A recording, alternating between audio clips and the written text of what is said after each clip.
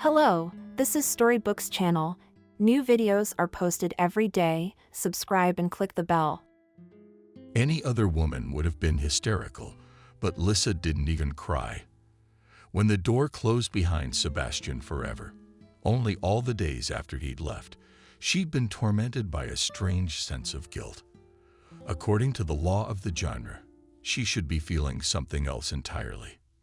For example, self-pity and hatred for her husband. But no, Lisa's soul was completely calm, and only sometimes a shallow calm ran through the sea. That unpleasant feeling.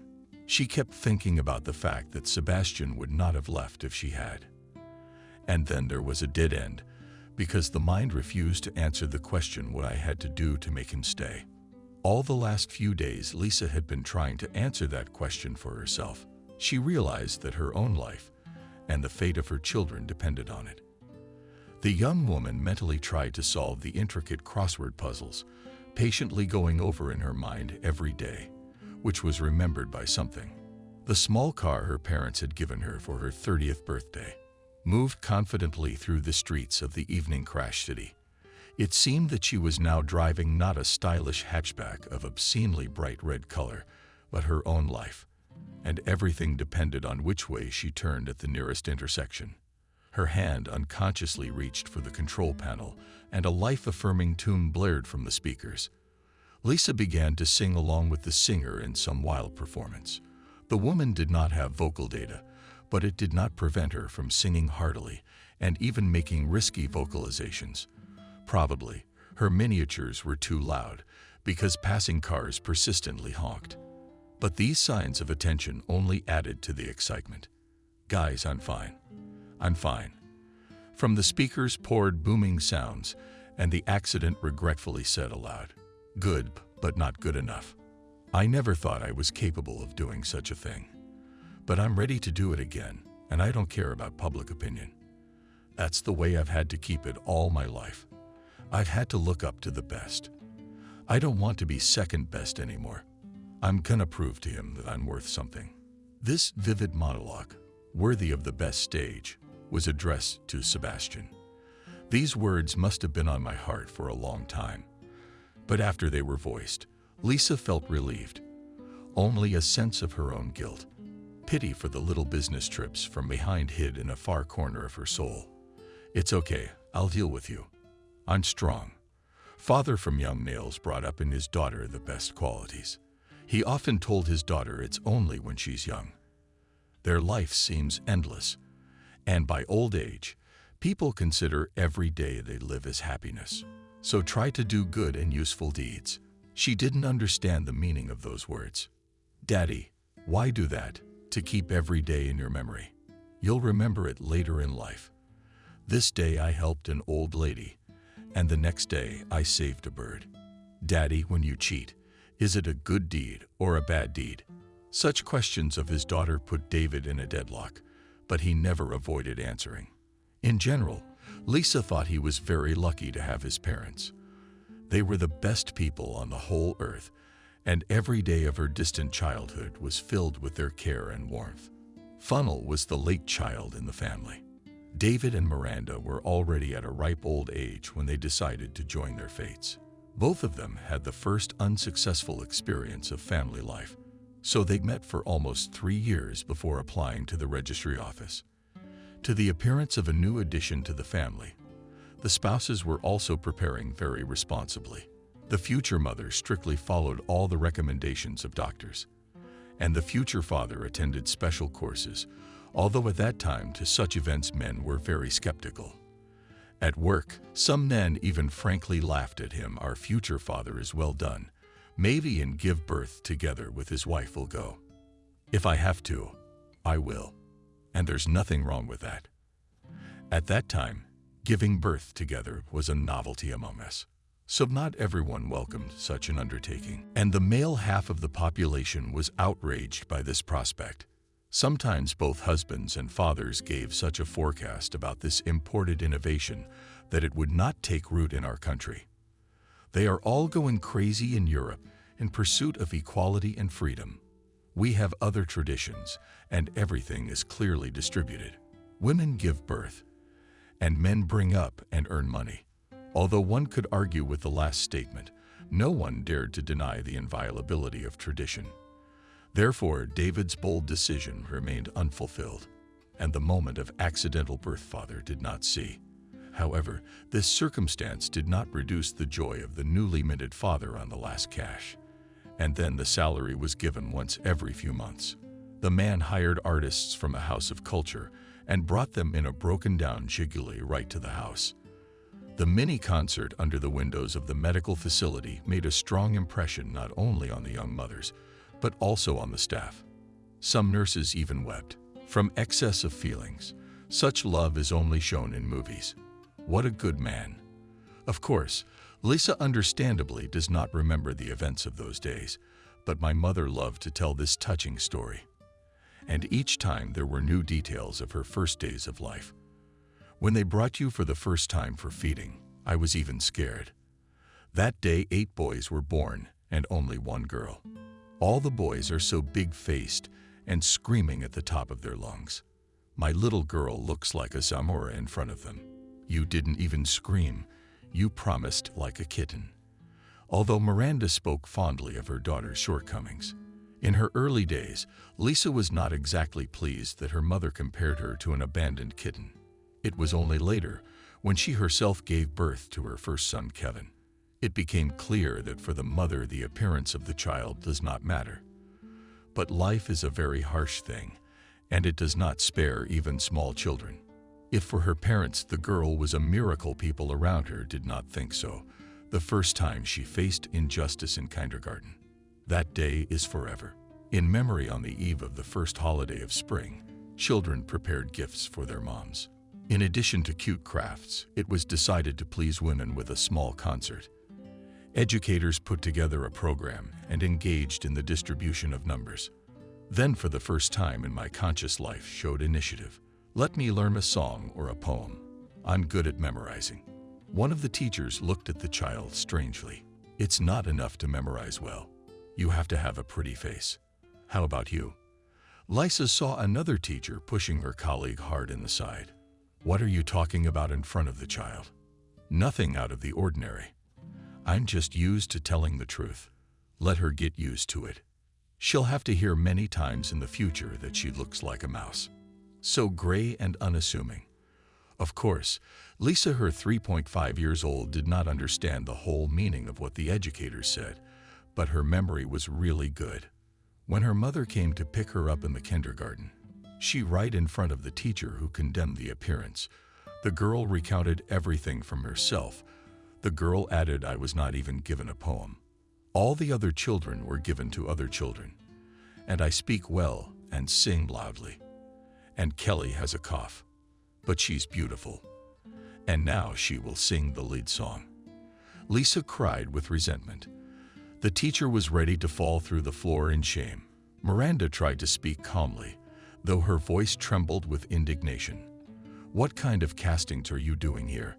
Who allowed you to cripple the psyche of children? I won't let it go. I'll go to the education department tomorrow. Lisa and her mother were not present at the party. The teacher, who had distinguished herself by her unworthy behavior, didn't show up in their group anymore either. One could rejoice at the triumph of justice, but they still tried to hide behind the backs of their comrades. When it came to important events, she remembered the first day of school life. By this time, the girl has already internalized the rules of human society and did not seek to demonstrate her talents. She by habit dissolved into the crowd of peers, because in the general mass were not so noticeable her chicken ears and colorless eyebrows on her freckled face. The ceremonial ruler passed without a hitch, and she joined everyone in beating her hands joyfully. When a tall high school student carried on his shoulder a first grader who had a symbolic bell in the shape of a big bell in her hand. Of course, in her heart Lisa envied this girl because she really wanted to be in her place. But she realized that with her unattractive appearance it was impossible. When the children went to their classrooms for their first lesson, an unfamiliar boy from the senior class, pointing his finger at her, yelled, "Guys, watch a walking horror movie." Miranda was very afraid for her daughter, but she said with a nonchalant look, "Mom, The boy probably wanted to call me a contestant because I have really big ears. He just mixed up the words. Don't worry, I'm used to it, and don't take offense. Lisa overheard her mother telling her father about the outrageous incident. David, I'm so scared about the funnel and why everyone's picking on it. Looks pretty normal for a kid to me. Miranda, don't worry. Your Soar Lisa is the best and the most beautiful. And she's a strong-willed character for a 6-year-old. That's what scares me the most. I'm afraid she won't become violent. There are many such stories when childhood complexes lead to terrible consequences in adulthood. I'm sure Lisa won't have complexes. She is a very bright girl and quickly learned the rules of the game. Appearance is a matter of time. We will see with you the miracle of transformation of an ugly duckling into a beautiful swan. Unfortunately, her father's predictions did not come true, and Kelly never became a beauty. But her unassuming appearance no longer frightened anyone. And by and large, everyone at school did not pay attention to it. The fact that the girl was excellent in all directions. She was sent from the school to the Olympiads in various subjects, and she always returned with a victory. Especially, she remembered the day of the next triumph, when she in the intellectual competition left far behind even high school students. But it was a pure victory. That day was one of the happiest in Lisa's life. The 8th grade student became the pride of the school. She was shown on TV programs and even written about in the regional newspaper. But fame is a short-term phenomenon, and she understood it perfectly well. She also realized finally that intelligence and knowledge are even more important than appearance. On the day of receipt of the certificate, no one remembered the Wrights Reno appearance teachers predicted her promising future. Classmates with undisguised envy looked in her direction. The first beauty of the class, whose certificate was a solid 3, deliberately loudly said, "Lucky some people. She herself is nothing." And it was her who got the gold certificate. Who's the unlucky one? Lisa earned her gold honestly, and you got a second-hand certificate because you're like the dragonfly in Krylov's fable. I envy you. Lisa will be welcomed with open arms at any university. How would you like to get into any mediocre college? The parents watched their daughter from the sidelines, and both cried tears of happiness. Miranda, what a wonderful daughter we've raised. So many nice words have been said about Lisa today. I must tell you, dear wife, that I have never been as happy as I am today. David, today is also the happiest day of my life. Not even on our wedding day have I felt so good in my heart. There was one more person, or rather a girl, who was sincerely happy about Lisa's successes and sad that she would no longer meet her in the school corridor at the big recess. Such feelings on that sunny June day were felt by Cindy, for whom Kelly was even more than a friend. All people fall into 2 categories. Some are genuinely happy about their friends' successes. Others only pay lip service to such feelings, but deep down they envy and dream of revenge on the lucky ones. Lisa had her enemies too, but all the attempts of detractors to put the excellent girl off balance failed. And when she accidentally discovered a mouse in her school backpack, contrary to the expectations of the organizers of this action, she did not run in. She put the animal in the palm of her hand and even stroked the mouse on its back. Subsequently, the mouse was released by Lisa to freedom. Some giggled behind the girl's back. The fisherman sees the fisherman and the mouse smells the mouse. In simple terms, a man will not hurt his own. Next time, one of the jokers smeared the chair where the best students sat with carpenter's glue. But this adventure didn't work either. Lisa noticed the suspicious glint from afar, and by the tense look of one of her classmates, she unmistakably deduced the author of the prank and addressed him with a request. "Robert, your chair's a little higher. I'm not comfortable in this one. Let's switch." The boy blushed, which the teacher took as a sign of shyness. If a girl asks, a real man has to give in. After that, Robert had nowhere to retreat to, and he sat glued to the table for a whole horn. Then his friends long held him off the furniture, but still his pants could not be saved. After lessons, the Cossacks were waiting for Lisa near the school. "You think you're so smart? Lisa laughed in the face of the Cossack's loser. You know about the law of boomerang. That's what you got. You're laughing too hard. Sit down. Next time, we'll have a different conversation. Consider it your last days, and I've turned on the Cossack counter with your math skills. You are sure to say goodbye. The girl laughed again and headed home. She heard Robert shouted after her and clicked. The one who laughs last always wins. Now it's my turn. In 5 minutes, Lisa had forgotten about her classmates' threats, but 2 days later she had to remember Robert's words. In order to save time, Lisa, like many kids in her neighborhood, walked through a small park. It wasn't a popular place with the townspeople, so everyone tried to get past it as quickly as possible. Lisa also quickened her step when she found herself in the park. She noticed from afar a group of teenagers near the fountain, which hadn't been working for a long time. A group of teenagers. It was too late to retreat, and Lisa didn't allow herself to show any weakness. She quickened her pace even more, hoping to get past the enemy cordon. But Cossacks blocked her way. Well, forces, who are we going to laugh at? The crowd of spectators cheered. Maybe we could bathe her in the fountain. But it doesn't work. Then how shall we punish her? Guys, I've got an exclusive for our best student. You see, there are buildings with the letters P and G. And G, Robert, you're the man. People are hungry for a colorful spectacle.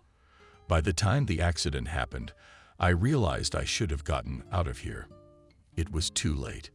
Teenagers surrounded her, then took her under the arms and dragged her through a street toilet. She screamed at one of her abusers, even kicked him in the eye. But the forces were clearly unequal. From somewhere off to the side came Kaya's girlish scream. Then there was the sound of a heavy blow, followed by another scream. But now it was one of the vigilant hordes. Lisa didn't have time to realize anything as the battle cry sounded again, and another offender began to writhing on the ground in pain. The rest of the trio slipped away from the scene. Bavaria looked, round your eyes at the girl about 12 to 13 years old, and could not believe that 2 defeated opponents is her handiwork. The young judoka held out her hand. Cindy paired up and accepted the friendly gesture as, this is where I from school happen to be. I always walk through the park. So, anyway, I heard you screaming from a distance and rushed over to help. Say, Cindy, where did you learn to do that? Suddenly the girl was embarrassed. My daddy taught me. He used to be a champion. But then he broke his arm and had to retire from big sports. He's a coach now. I've been training for 6 years. I'm already a blue belt, and soon I'll be a brown belt.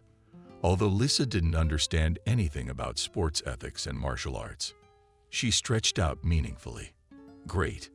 The girl named Cindy was pleased with the praise. I've been wanting to meet you for a long time, but I've been hesitant to approach you. And now I'm here. Forgive me for asking why you hesitated to approach me. You're an honor student, and you're a year older than me. Cindy, you're adorable. Does age and other little things matter when people are friends? The enchanted girl looked at Lisa. You'll be friends with me. Of course, now I just have to repay you for saving me. You realize I don't mean money and stuff. Maybe you're having trouble in some subject. Cindy jumped for joy. I'm failing math. I can't get my head around cosine and minus. Oh, don't feel bad. I'll help you. We can start math class today. From that day on, Cindy became a frequent visitor to the powerhouse. The girls worked out at 2 o'clock every day, and then drank tea with delicious cones that Miranda prepared for them.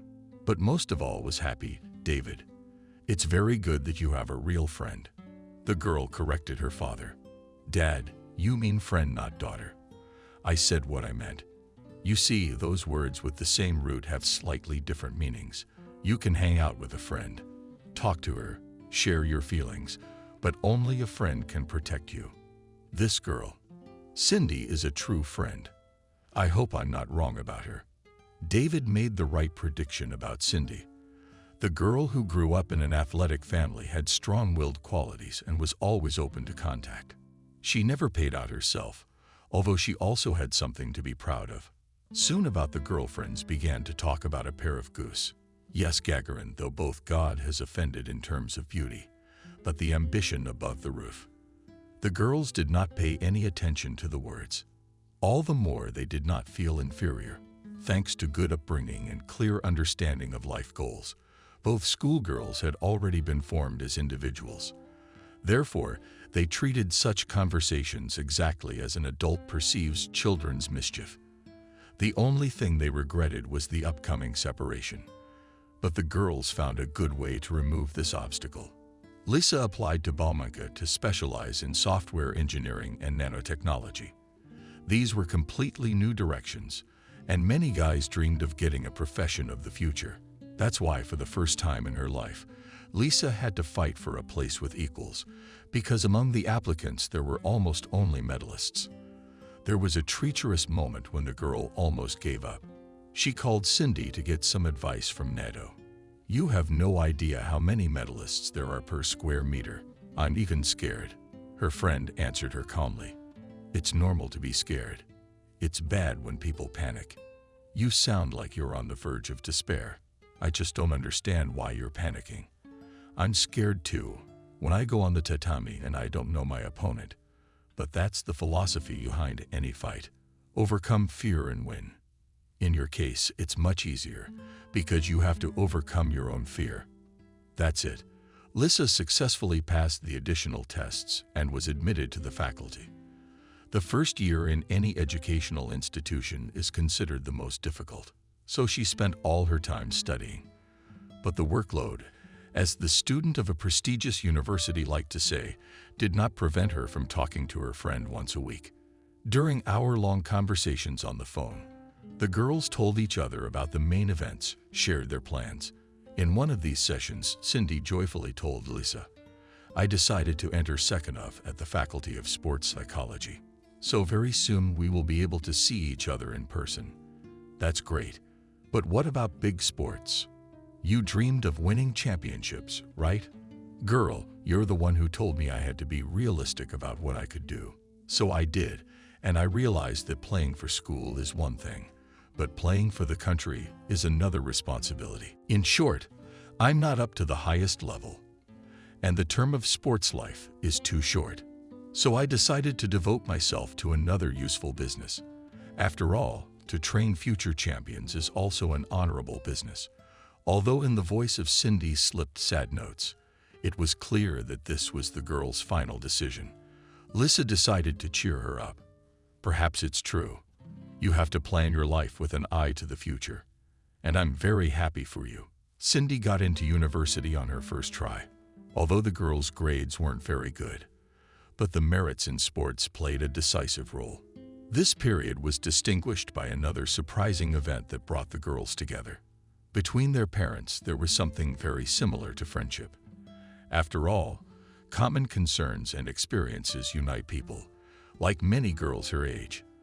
Lisa also secretly dreamed of a big and beautiful love. In her school years, she read popular novels, in which there was more tragedy than happiness. Then for days, the girl walked under the impression of the book she had read. True, she did not share her experiences with anyone. Even with Cindy, she did not speak on the subject. And the reason for this reticence was her appearance. Although Lisa got used to the fact that everyone considered her a dunce, and her being did not want to put up with this state of affairs. Therefore, the girl began to experiment a little bit with cosmetics, and it turned out pretty good. Cindy was very well versed in makeup, and the lessons of her friend went in favor of a moderate appearance. After entering the university, the girl forgot about the fact that her appearance does not meet the standards of beauty. In the first place, it was not up to it here. In the second place, most of the female students were similar to Lisa, and many girls wore glasses with reinforced lenses. It was this circumstance that helped to finally forget about her disadvantage.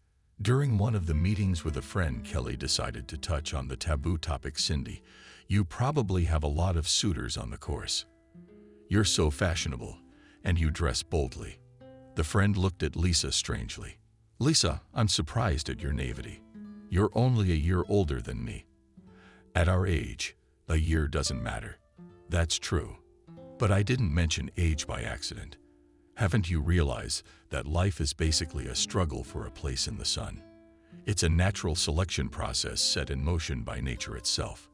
You know very well from school biology that the strongest survive in this process.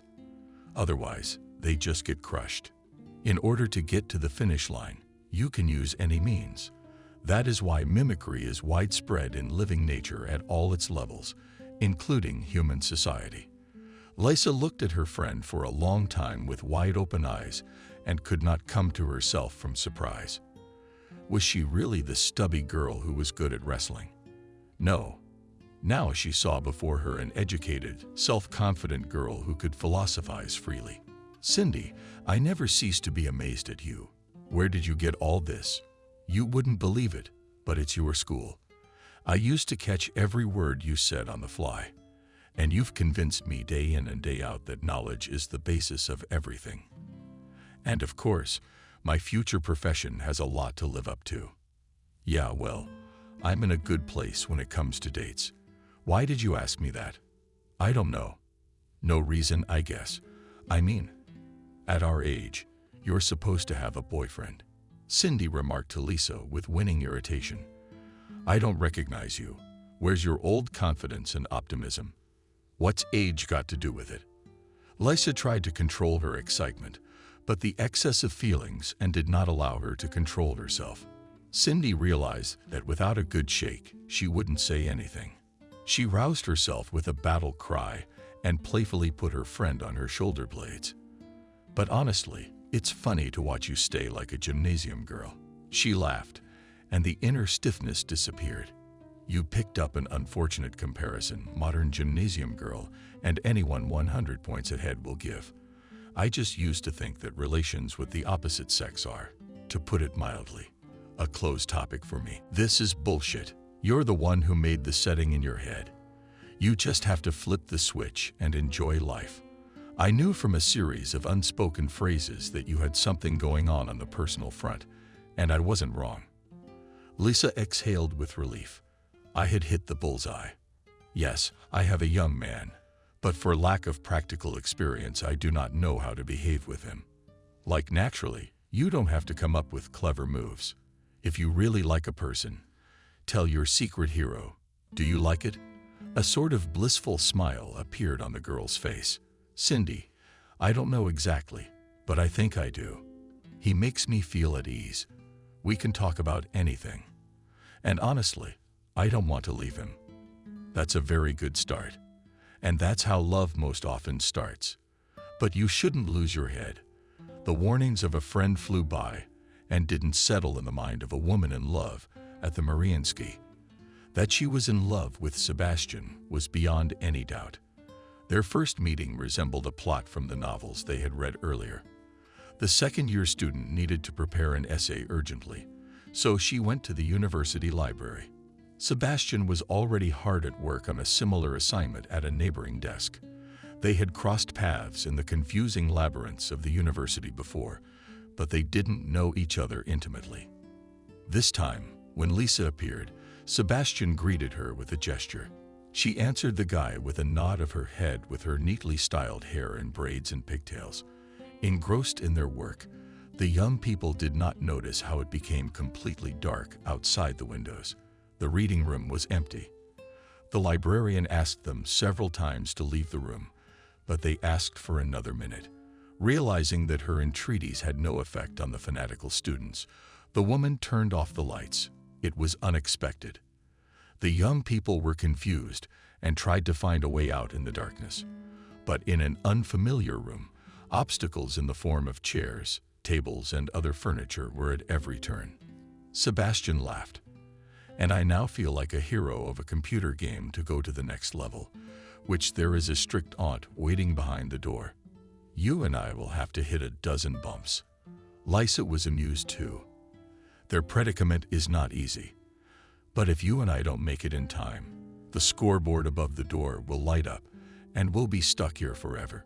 So we have to hurry before the nice lady locks the door. Give me your hand.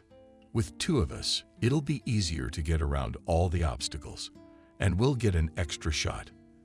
The young man shook the girl's hand firmly and was the first to enter the path of the unknown. Immediately, the rumble of falling furniture was heard. Immediately, the light flashed, and in the doorway there was a formidable silhouette of the librarian. "What on earth are you stupids doing?" Sebastian nonchalantly answered the question with a question. "Why did you turn off the lights? You thought we might break arms and legs in the dark. How many times do I have to warn you? What could I do if you don't understand Russian words?" Lisa had no idea that a dialogue of just questions could be so interesting.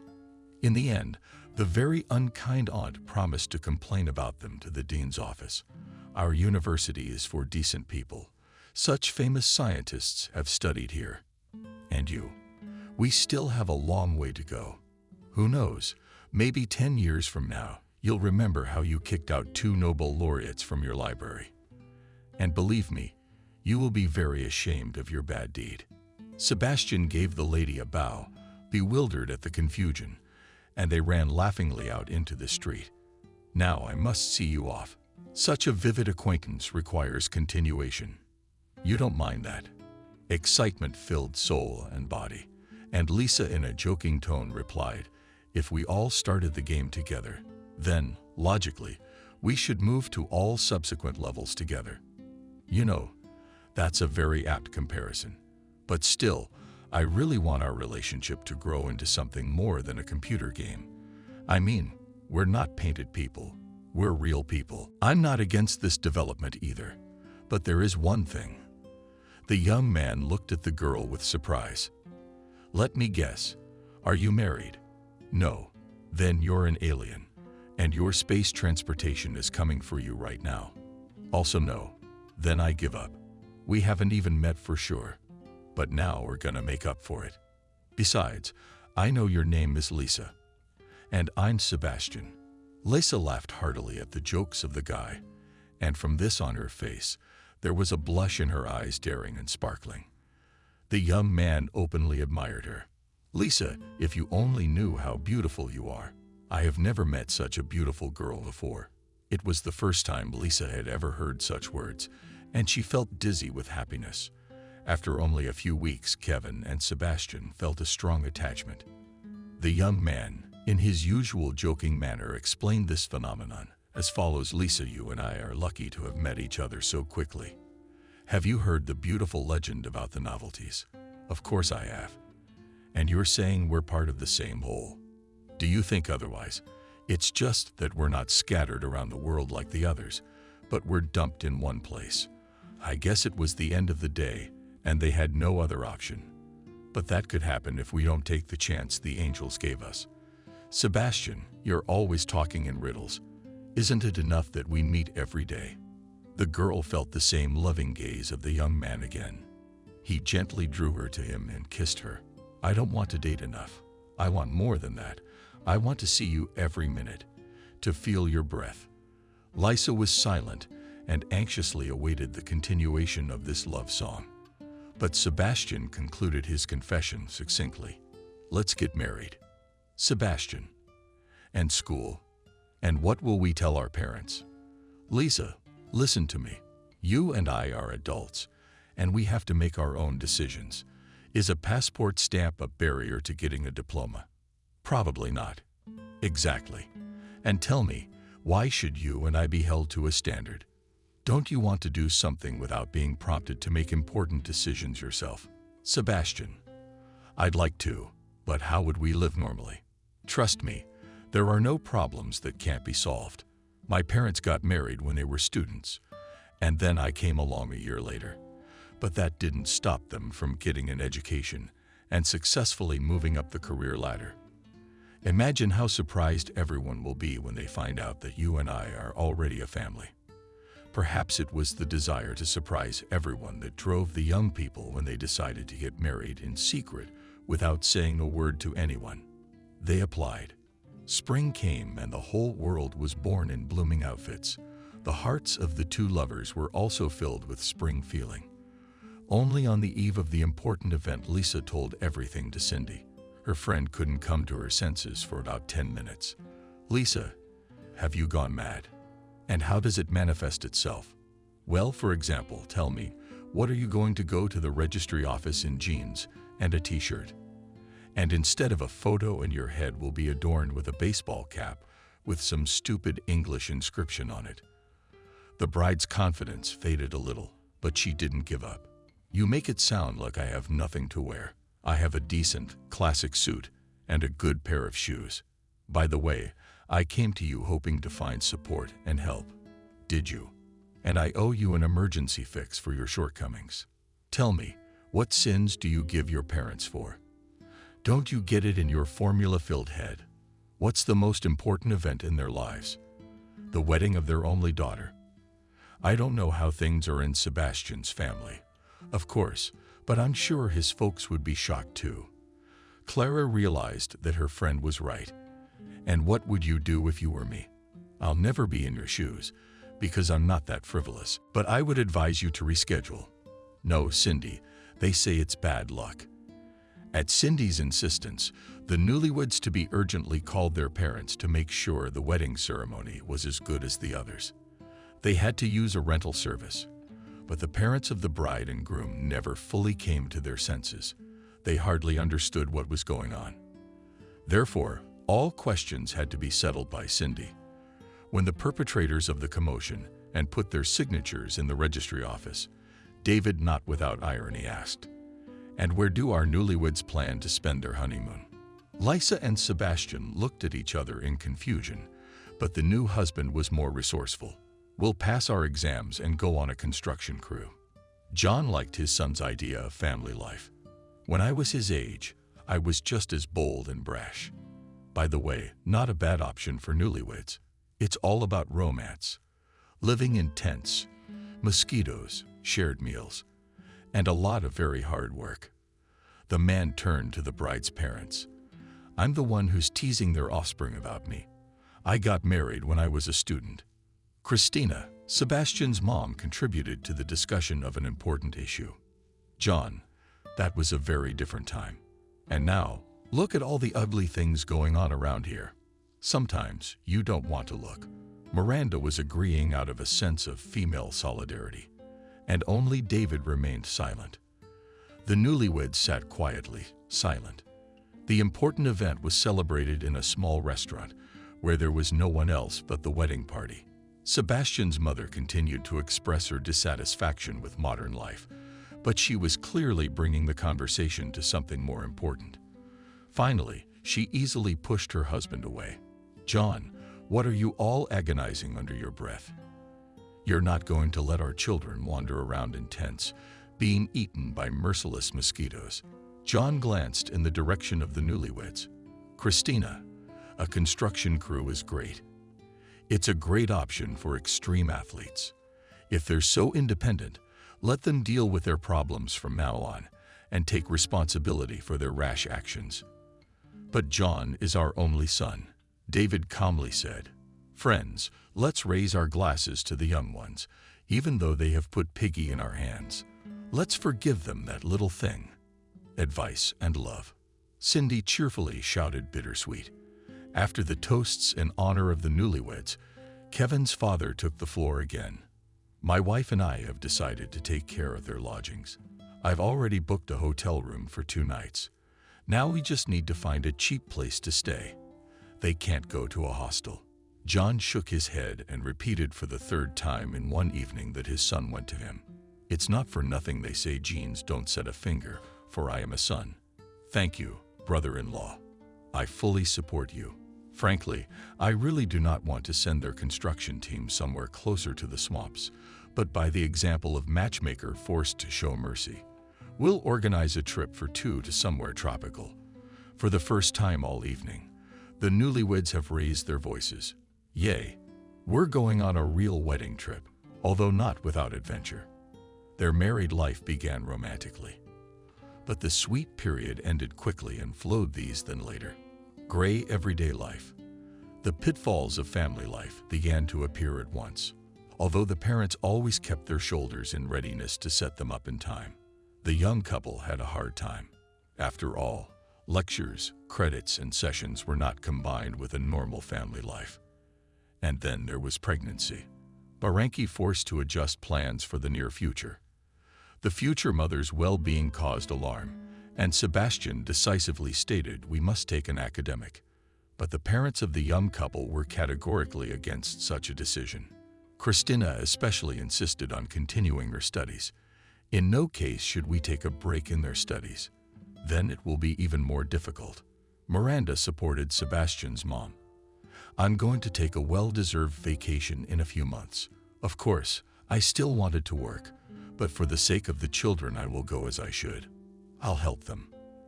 Let them study, and I'll take care of my grandchildren. The young couple accepted such a generous gift with delight. But as time went on, more and more sacrifices were required. Kevin and Sebastian saw them as an obligatory step on the part of the older generation. Parental help made their lives so easy that after Kevin was born, they decided to have another child just 3 years later. This time there was a girl, in whom both grandmothers did not devote their souls. Miranda and Christina practically lived in the house of their children. What caused dissatisfaction with the men? John was the most resentful. Christina, how many times do you have to coddle them? Don't you think our children are sitting on our heads and feet shining? The woman tried to resist, but it was obvious that for several years she was very tired. John, I understand your outrage, but who's going to help them if not us? Sebastian is traveling alone with 2 kids and a job, so let her quit her job and take care of her family. John, think about what you're saying. What are they gonna live on? You should have thought of that before. Besides, Sebastian makes good money, and if you moderate your appetites a little, you can live on his salary. Lisa, she's very talented and has a brilliant career ahead of her. A woman has to choose between work and family. Christina resented it. All these years living with you, I didn't realize, John, that you hold such beliefs. Lisa's parents also argued about it. Only the discussions weren't as heated, but despite the frankly dependent behavior of young people, the parents made more and more sacrifices on the altar of their family happiness. Meanwhile, the relationship between the spouses had also cracked. Sometimes Lisa did not recognize her husband. She could not understand where his cheerfulness and trademark jokes. More and more often the head of the family came home irritated and, not to spoil anyone's mood, locked himself in his office. The family has long since replaced the rented accommodation on their own house in the Moscow region. The purchase of real estate helped parents, although from the outside everything looked prosperous. But intuition told Lisa that the family structure of her happiness is not strong, and it is about to collapse. And soon the woman received confirmation that her premonitions did not fail her. When Sebastian returned from another business trip, she began to sort through his things as a habit. No, she found no traces of lipstick, and from the shirts of her husband did not emanate the scent of French perfume. But a small business card with a Kathy's phone number on it flew out of his pants pocket. It was not in the woman's plan to cause a jealous scene, and there weren't many women with that name in the world. After all, between this and the unknown Kathy and her husband could be simply a business relationship. Driven by the best of intentions, she put the blue card in the most prominent place. But the woman hadn't expected such a violent reaction from her husband. Sebastian shouted and waved his hands in indignation. "Didn't expect you, wife, that you rolled over to something as trivial as checking my pockets." The woman was dumbfounded by such an onslaught. "Sebastian, why are you yelling at me? That card just fell out of my pocket, and I don't recognize you lately. You haven't been the same." Scared by the parents yelling, Kevin came out of the nursery. "Mom, are you and Dad fighting?" "No, son, we're just talking.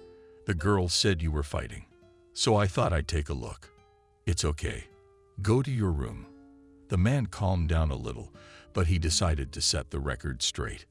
"Lisa, I'm warning you if I see anything else." The woman's eyes darkened, and she wished she had followed Cindy's example. Now she wanted to scream at her husband, but she stifled her anger and cut off the torrent of threats and reproaches.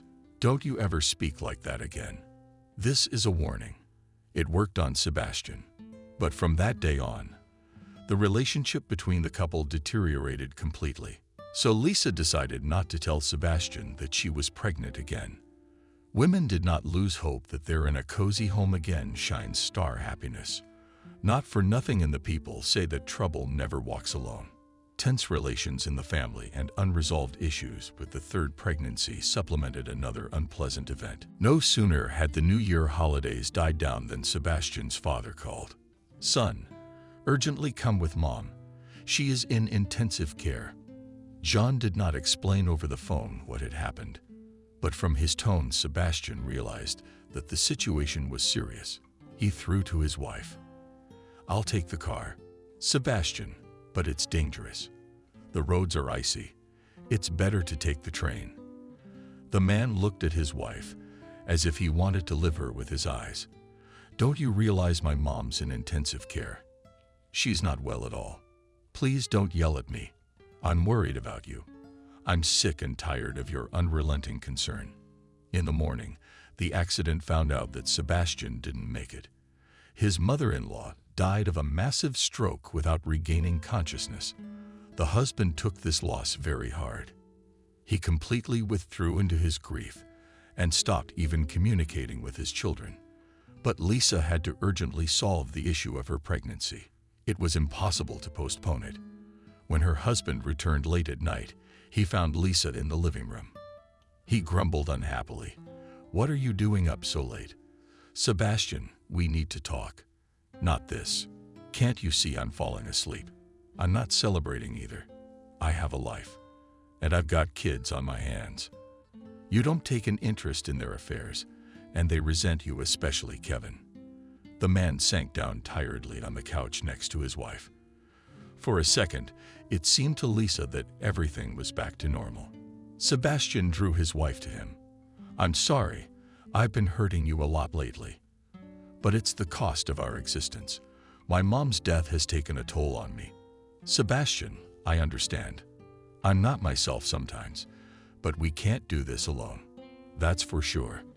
Our moms have been a great help, and now we have to make it on our own. It's okay, we can do it. The older kids are big." "So stop, Lisa. You said older kids. What does that mean?" "I'm pregnant, and I need to do something about it, because I'm critical." The woman didn't expect the news to send her husband into a frenzy. "It amazes me that you're a grown woman, and sometimes you act like a 5-year-old child. Don't you realize we don't need this child? Why did you wait till the last minute?" Tears, resentment, and hot streams flowed down my cheeks. Against her better judgment, Lisa began to justify herself to her husband. "Well, you're always walking around, disgruntled. I was just afraid to approach you. I was waiting for the right moment." Then disaster struck, and one thing led to another. Sebastian pointed to his wife's stomach. "That's where the real disaster is. You shouldn't have let this pregnancy happen. But let me tell you, I wasn't the only one involved. I get the feeling sometimes that you do things on purpose to spite me." "Sebastian, how can you say that? It's our child together, and it's certainly not his fault. I'm not going to argue with you about this, but my decision is clear. You need to get rid of this pregnancy. We've had enough of 2 children." The next day, Lisa was in for another blow. She went to the clinic, and after a checkup, the doctor said, "Sweetheart, you're too late. Your due date is a good 14 weeks, and you'll soon feel the stirrings. So you're gonna have to have this baby." "Well, my husband doesn't want to. I can't help it. What are you so afraid of? I can see from your story that you're not poor. Does another baby really burden you? Children are our joys. They are our continuity." After her doctor's appointment, Lisa decided to visit Cindy. She lived across town with her husband and her son Ivan, who was a year younger than Kevin. When she saw Lisa, she was overjoyed. "Oh, how many years, how many winters. What wind brought you here? I heard you had an accident. I'm sorry for your loss." All these obligatory Cindy phrases I said at once. Only then did she invite her friend into the house. "Tell me what you've come to tell me." "I'm having another baby." "Well, that's great. You're tearing up." Sebastian is totally against it. He ordered me to get rid of this pregnancy. Life changes people beyond recognition. I mean, not so long ago, you were such a nice young man, a real role model. I watched your touching relationship and dreamed of such love. Clara shared my worries with my friend, and at the same time paid on her shoulder. Thank you, Cindy. For what? For what you are. Oh, come on. You don't have to worry too much about men. They're all like that, and you can't change it. You just have to know how to turn the situation in your favor. I don't know what you're trying to say. Well, for one thing, have a seizure or something. Make him worry. Thanks for the advice, but I can't do that. Suit yourself, but stop by if you need anything. Sebastian seemed to have forgotten about his conversation with his wife. He would leave again for business trips and then return, always in a bad mood. Bavaria tried to keep her balance for the sake of the children's peace of mind. The woman diligently threw wood into the almost dead fire of family happiness. But the fire did not want to ignite. 2 months passed and the growing belly became visible even under loose clothes. Once at dinner, my husband said with apparent calmness, "You still did your own thing." Sebastian, it was too late. No one wanted to do the operation. Isn't there any other way? Herbs and pills. Lisa was horrified. You're an educated man, and you're offering me medieval methods to get rid of your own child. If anything happens to me, have you thought of Kevin? The man was embarrassed. He realized he'd said something unnecessary. I'm sorry, I really did say something mean without thinking. Things calmed down for a while. In the summer, she gave birth to another baby boy in a bar, and Sebastian was even happy about his wife's gift. It's a coincidence that father and son have the same birthday. Christopher will grow up. We'll celebrate together. By the time he grows up, you'll be a grand old man. That's the wrong answer. I'm only 33 now. That's the age of Christ, which is symbolic in itself. They sell hard liquor in the store at 18. And the fact that doing some simple math, you're 51 years old, and that's the best age for a man. For the second time in the years of marriage, Lisa observed a miraculous transformation. Always nagging, whose husband that former Sebastian, with whom she was easy and cozy. With all her strength, women tried to keep this fragile happiness. After work, Sebastian spent the whole evening with little Christopher. He played with him and rejoiced at his son's successes. Kevin also took an active part in the upbringing of the youngest member of the family. But this family idyll did not last long. Soon Sebastian started coming home at night again. One day he disappeared for 2 days. Her imagination painted the most terrible pictures, and Lisa began to call her husband's friends and colleagues. But no one knew where her husband had disappeared to. She already wanted to call the police to start a search for the missing man.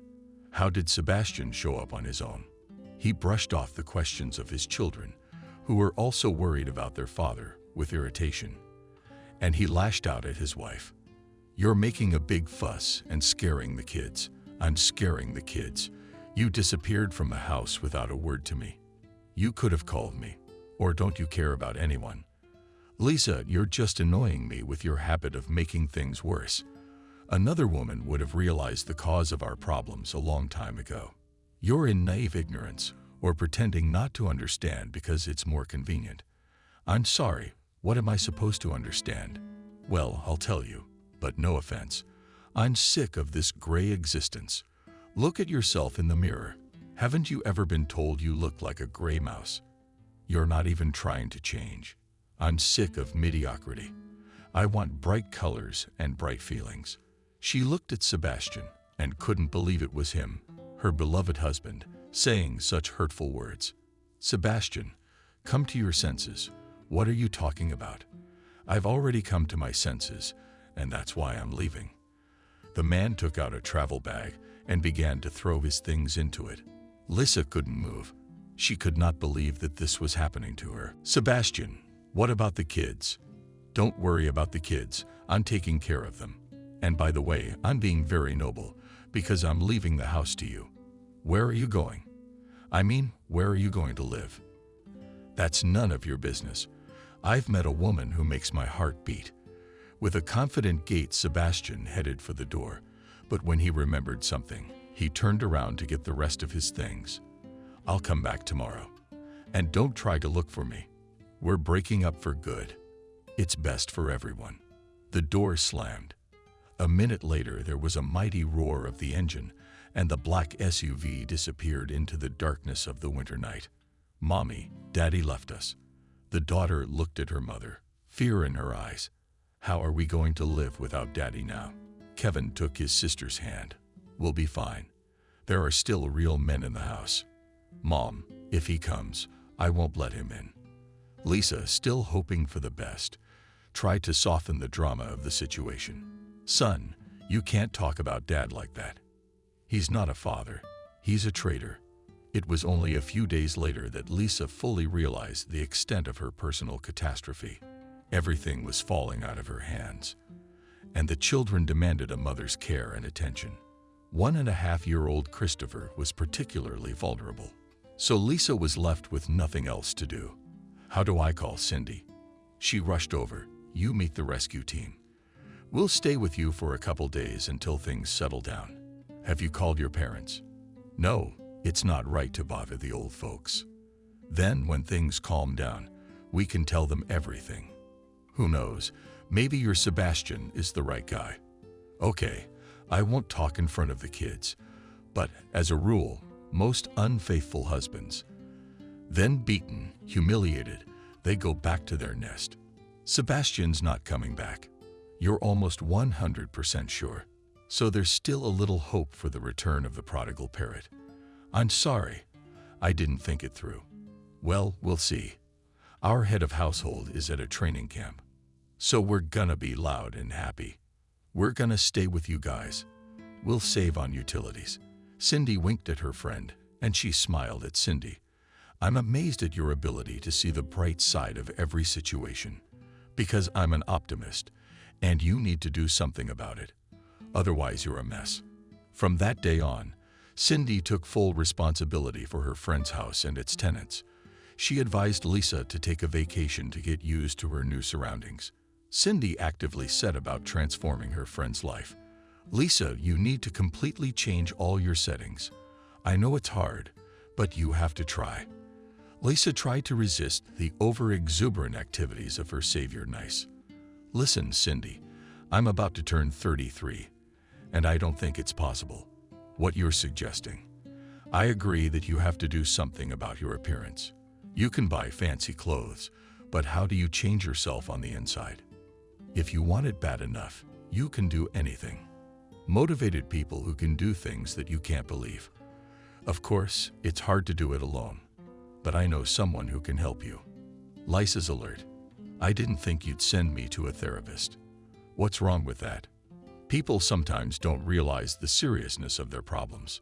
A competent therapist can determine the depth and cause of the problem at a glance." "No, I'm not going." "Calm down.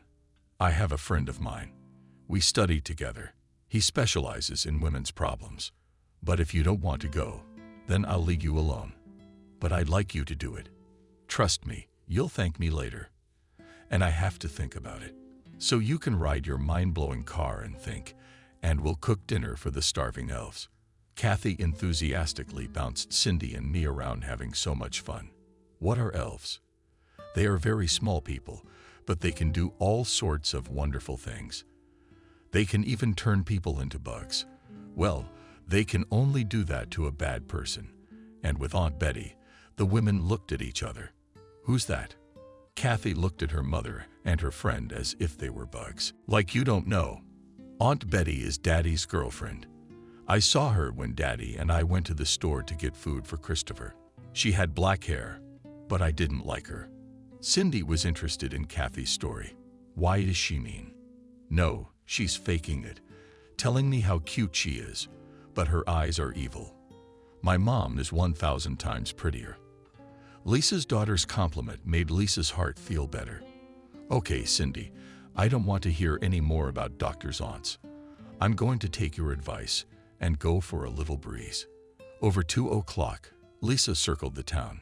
She sang songs, talked to her husband, who traded her for some Aunt Betty with black hair, and all the resentment of a silent night, she came home. The children were already asleep, and only Cindy was waiting for her in the kitchen. Well, blowing off steam. Thanks for the advice. I'm feeling remarkably light right now. I'm going to take your option. I really need to change my life completely. The trouble is, the grayness has gotten into me and won't let me change. Lisa had never been so worried. She was waiting for her turn in a soft chair, more like a big ball, with the same soft, dim light pouring down on her from above.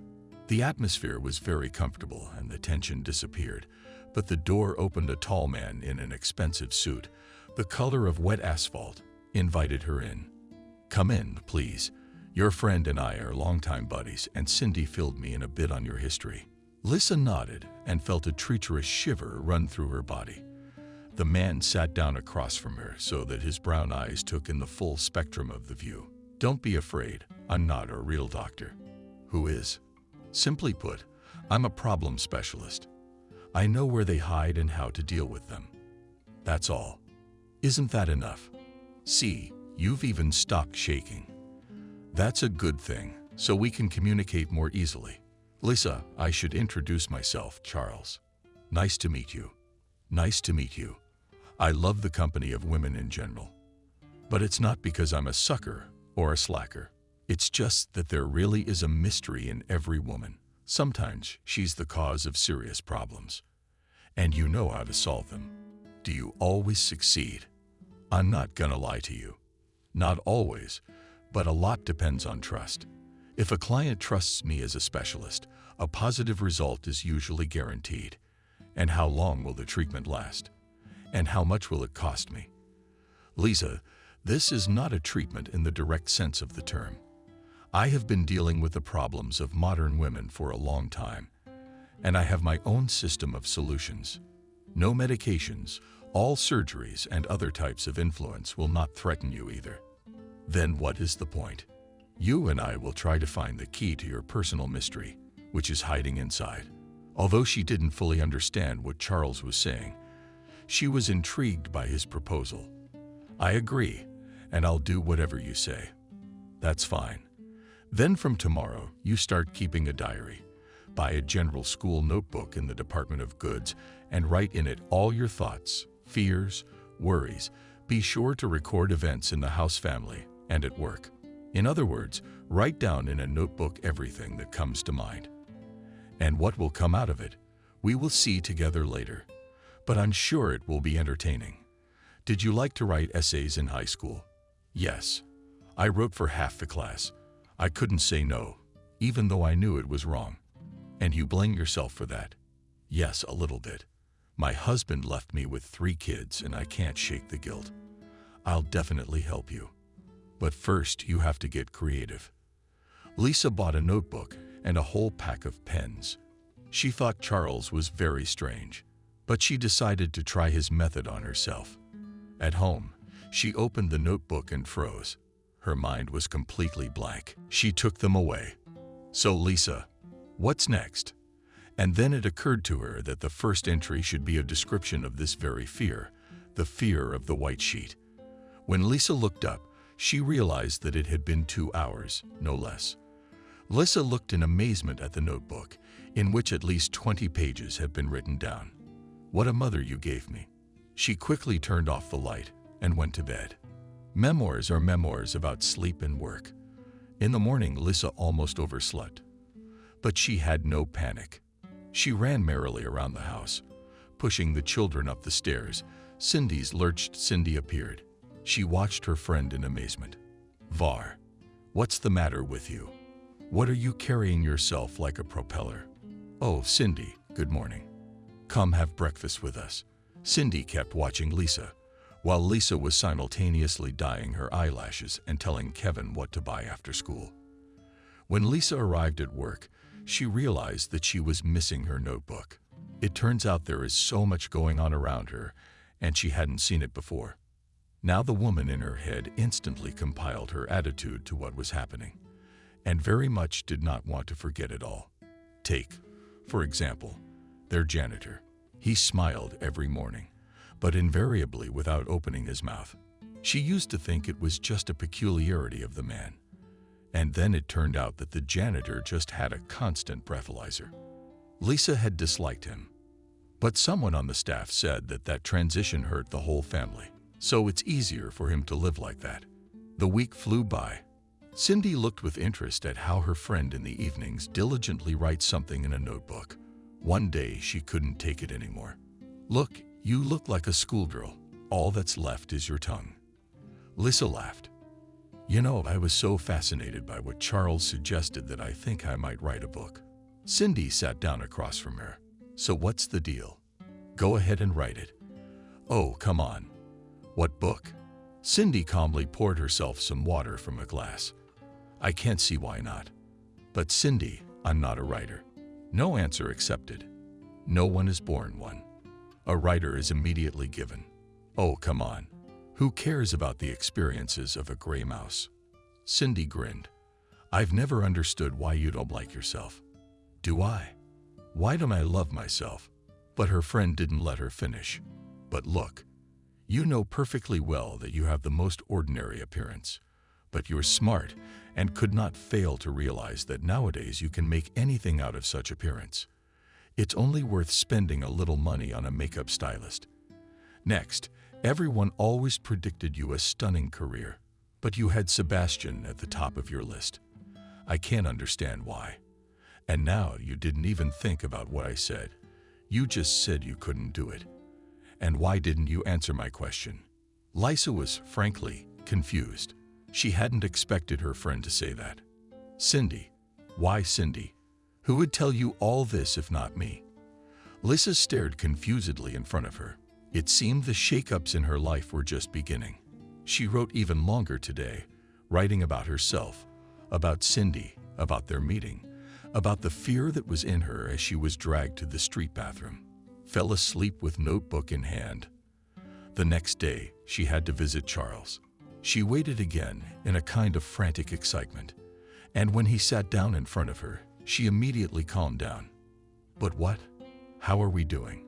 Don't be shy. Tell me.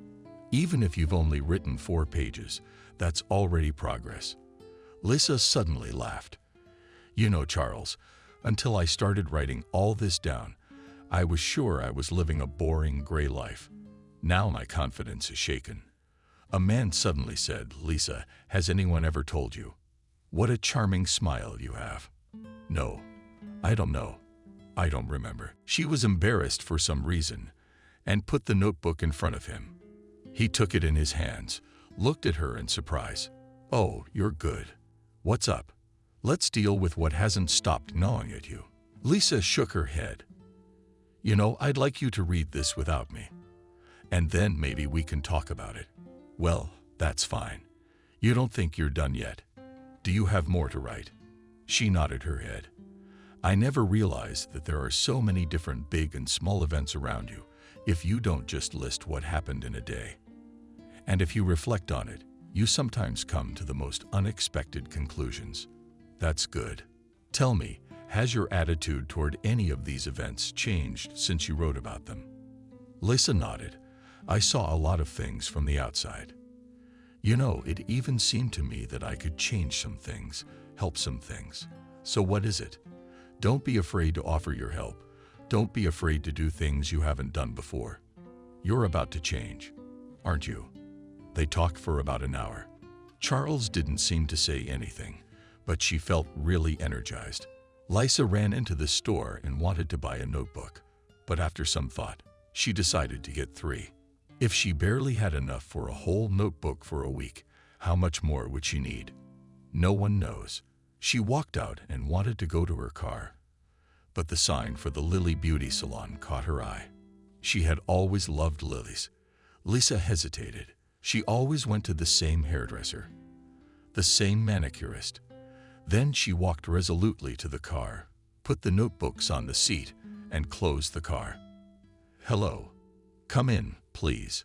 A woman of her years looked at her, except she was bright and interesting, and even though her hair color was a little off, and her lips a little brighter than decorum dictated.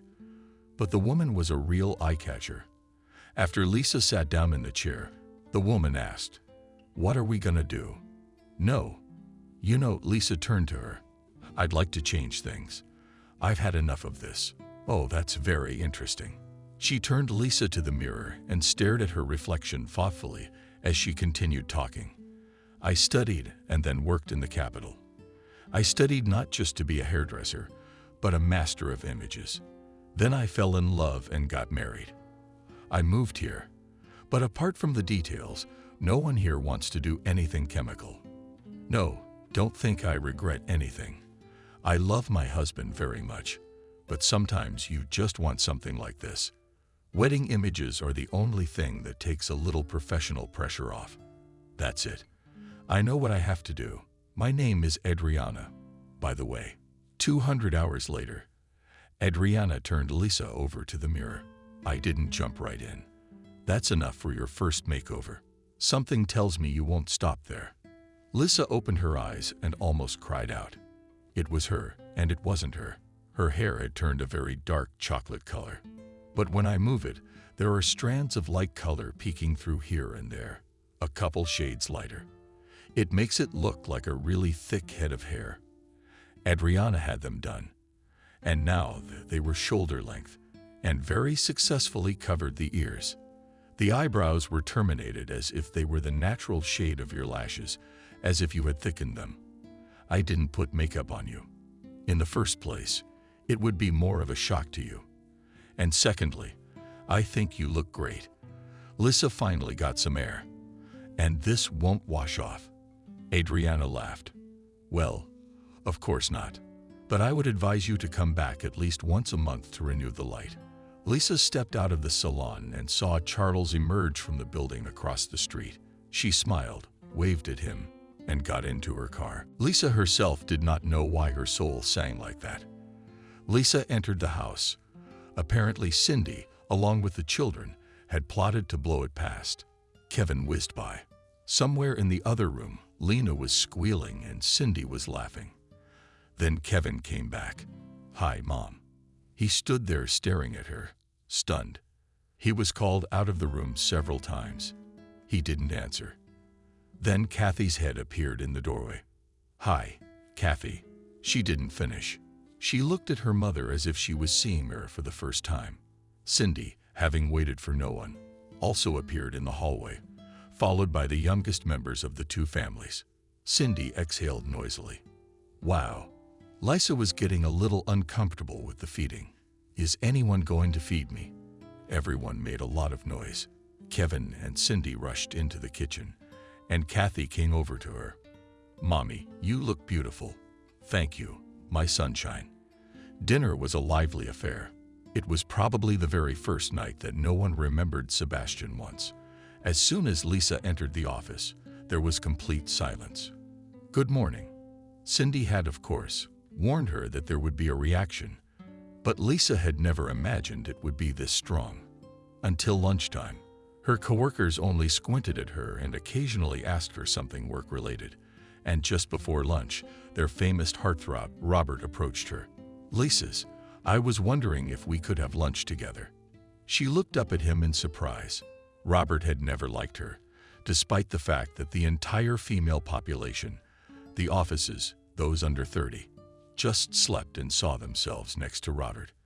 And he was really good, tall, moderately muscular, always dressed in style, and in a way that emphasized his masculinity.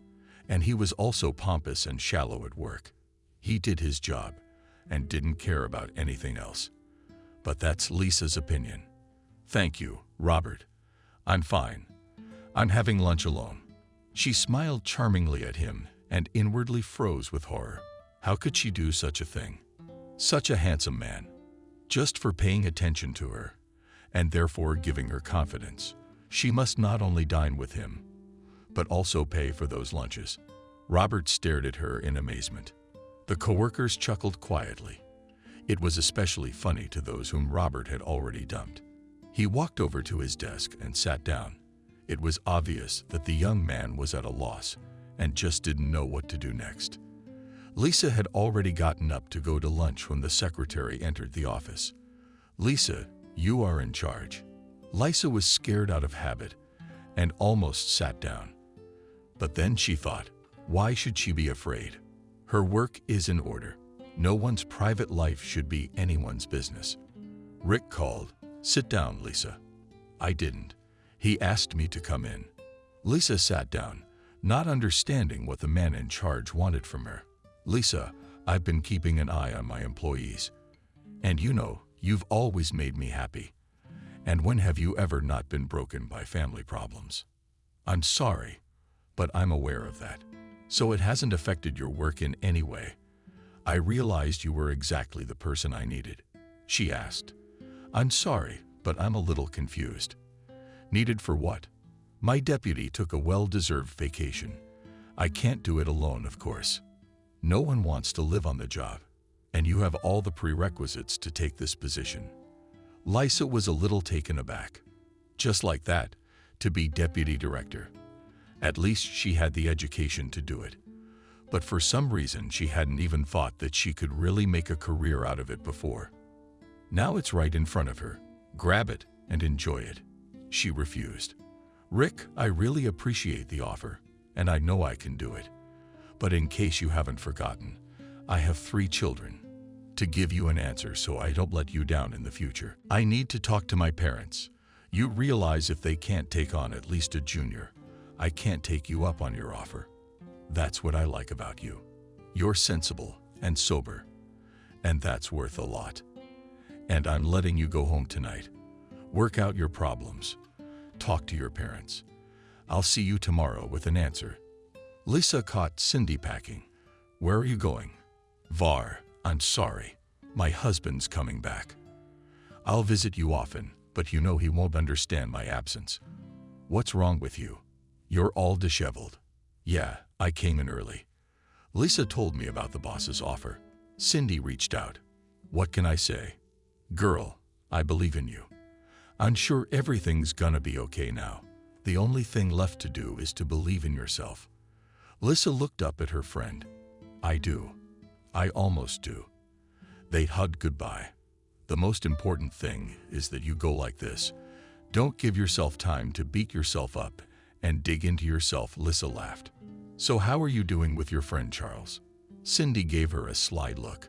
Speaking of which, why did he call me and ask me a bunch of stupid questions that were all about you? Lisa was confused. Maybe what she wrote is the ramblings of a deranged person, and he wants to make sure so he can send her on to treatment. I ran away, my friend. In the evening, the children gathered in the kitchen. Mom, what's the occasion? Yeah, Grandma and Grandpa are coming over.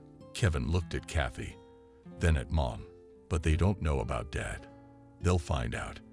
Are you guys gonna help me or not? We're all going together. They had just had time to set the table when the doorbell rang. Miranda immediately began to reread it. Jesus, it's only been a little while, and you were waving like that. And Daddy looked at Lisa. Daughter, I can't even recognize you.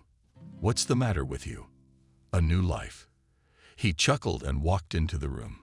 Oh, we're getting a royal welcome today. Miranda turned to Lisa with her daughter. We forgot something. The woman was frantically going over birthdays and other dates in her head. Mommy, come in. You haven't forgotten anything. Everyone sat down at the table. The youngest, as usual, climbed into grandfather's lap, smiled. What about champagne? David looked at his daughter more carefully. I know you too well. Tell me what happened. But Miranda intervened. Where's Sebastian? He hasn't been home lately. That's no way for a father of 3 to behave. Kathy started crying. Kevin took his mother's hand. Lisa stroked his head. Thank you. It's okay. Mom, Dad, Sebastian left us. David quacked. Even slammed his fist down on the table like he killed a cockroach. Miranda clutched at her heart. Mom, it's okay. We're getting used to living without him. I've gathered you for an entirely different reason. The woman looked at her daughter in amazement. How can you say that? You have to bring your husband back into the family. David wrinkled his nose, but didn't interrupt his wife. Mom, I'm not going to bring anyone back. It was his wish. He's happily living with some new woman. I filed for a divorce today, but I need your help. Daughter, you know that. I was offered a new position today. She said Daddy was admiring her. He said his daughter would show everyone. And gray mice are capable of something, especially since she looks different today. She doesn't look like a gray mouse at all. Her parents offered to move in with her for the cold season. The kids need to cook. And it's getting dark early. Mom, Dad, I never dreamed you'd help me so much. The next visit to Charles was on a weekend. Clara looked at the two scribbled notebooks with a smile. Charles was right. As soon as she wrote her problem, her fear, on a blank sheet of paper, it didn't seem so big. Charles didn't have to wait this time. He was waiting for her in his office. Lisa, I have a suggestion. Let's talk somewhere else today. She froze. I can see how scared you are. What is it? And she laughed out of the blue. It's my surprise. It's my pleasure. They were sitting in a cafe overlooking the park. Autumn is a beautiful couple. Charles looked at her. You've changed a lot. And not just in appearance. You know, I even regret resisting Cindy. The man smiled. Cindy, you can't resist. You must realize that. Sooner or later we were destined to meet. Tell me, I've read your diary. Is it true she saved you like that? Yes, I myself still remember her screams and her enemies lying there. Of course, it's impossible to describe in words. No, you're wrong about that. You write in such vivid language. It's as if I imagined myself there. I even had an itch to break up the whole bunch of assholes. No way. I didn't even realize I'd written it, to be honest. I wasn't thinking on purpose. Lisa, I was wondering if I could show your diary to someone. He's some kind of rich philanthropist, writer, hermit. I can think of a lot of other epithets for him. I promise, if you don't want to, we'll stop anytime. Stop that, you know. Your notes would make a very good book, a guide to action for women who've lost themselves, written in artistic, very clear language. But I am a person far from all this. That's why I would like to show your writings to the pros. Lisa was expecting anything but this. Oh, Cindy, didn't she put the idea in Charles' head? It doesn't look like much, though. It's good to change, so change everything. Let's give it a try. This is great. That's just great. Lisa, let's use the first name, and we should drink champagne for that. After the cafe, they took a long walk. Charles told how Little always stood up for justice, got for it in kindergarten, at school, and at home. Lisa laughed. Did they teach you to be fair? No, on the contrary. I guess I don't have a good temper. They tell me. And I'm still, I think, razor sharp. Say, Lisa, could we go to the movies or the theater with you? It's so hard to meet a woman who's interesting to talk to. I've had a lot of women come to see me. But frankly, I think of them all as patients. I can't think of you. I've never been to the movies. Clara wondered. When had she ever been to the movies? Probably when she and Sebastian didn't even have Kevin yet. I haven't been to a movie in a long time. It's beautiful. No, not that you haven't been to a movie in a long time. It's that I'd love to take you.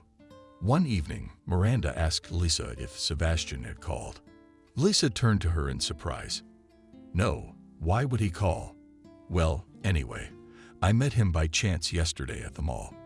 He was with his girlfriend, but there was nowhere to hide, so he had to say hello.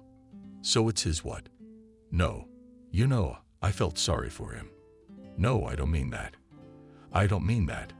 He was confused, scared. Lisa was about to answer, but then she didn't. She knew perfectly well that her mother was worried about her. That's what a mother is.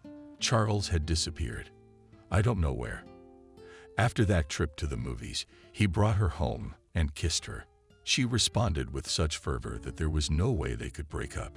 Apparently, the man is all the same smart, weighed all the pros and cons, decided that 3 children for him too much jam, blamed him. She was sure it wasn't because she was a gray mouse.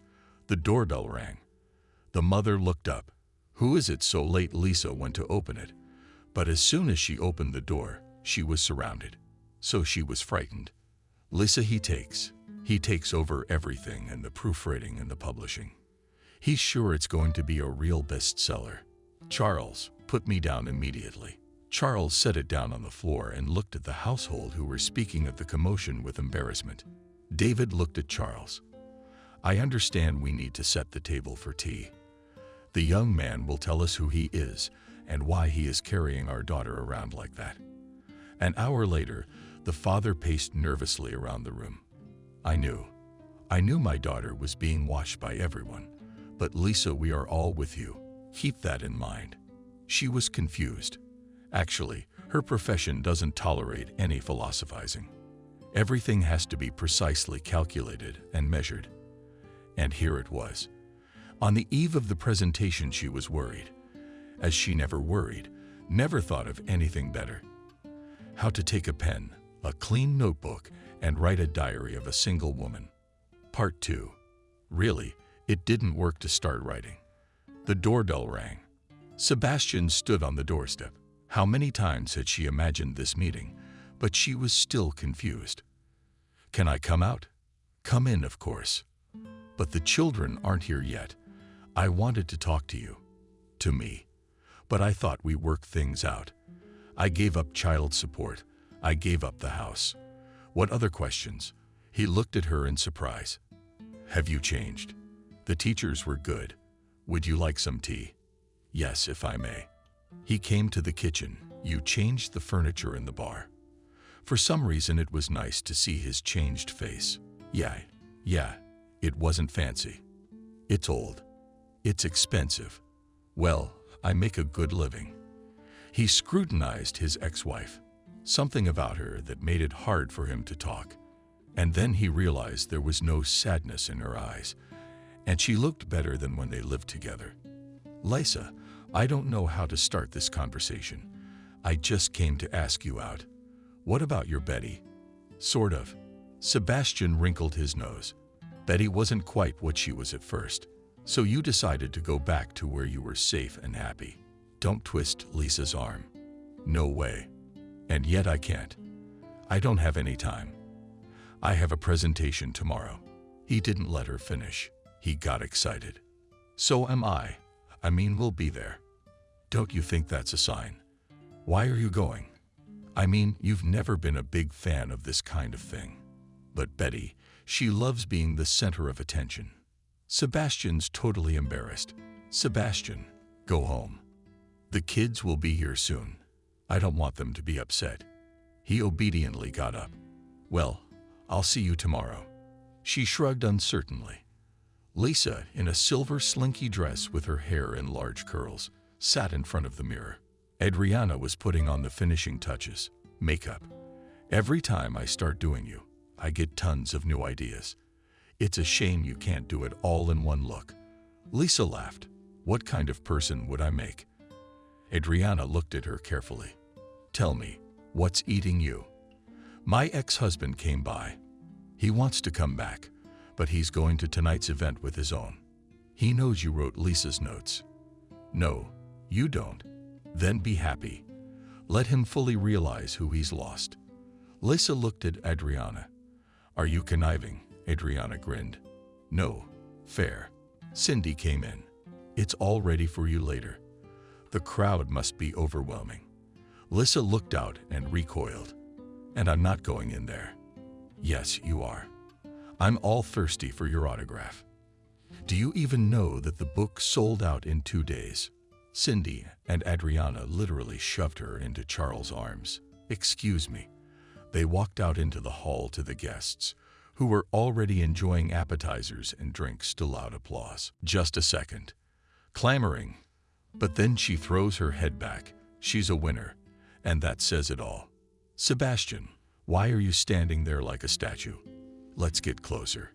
I need an autograph. Betty tugged impatiently at his sleeve. He finally snapped out of his stupor. Oh, come on. You want to go. What? What kind of tone is that? What do you think you're doing? He turned to Betty and said, you want to go. But this is Lisa, my ex-wife.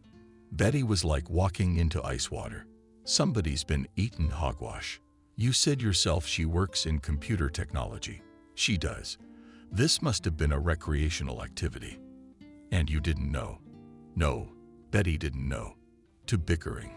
They didn't notice Charles approaching them. Lisa was immediately followed by her parent Cindy. And of course, Kathy's children, with her usual spontaneity, said, "Daddy, didn't you believe me that Auntie was bad? See, she's hurting you too." Lisa looked at her ex-husband. They talked to her and decided she had to do it. Get rid of the guilt. The one major feeling that almost killed her. It's her fault her husband left her. "Good evening, Sebastian." Turned around. "Hello." Betty was silent. Lisa smiled charmingly at her.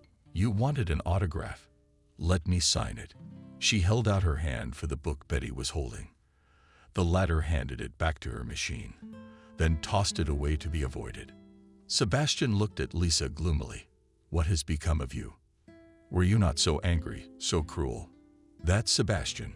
It was not at all pleasant to realize that someone who had stomped someone into the dirt had not broken down, but had risen up. He looked around. Everyone makes mistakes. I made a mistake too. I want to go back. We have 3 kids, and you know they need a father. What's that all of a sudden? You didn't need a father all this time, and now you do. You're confusing the two.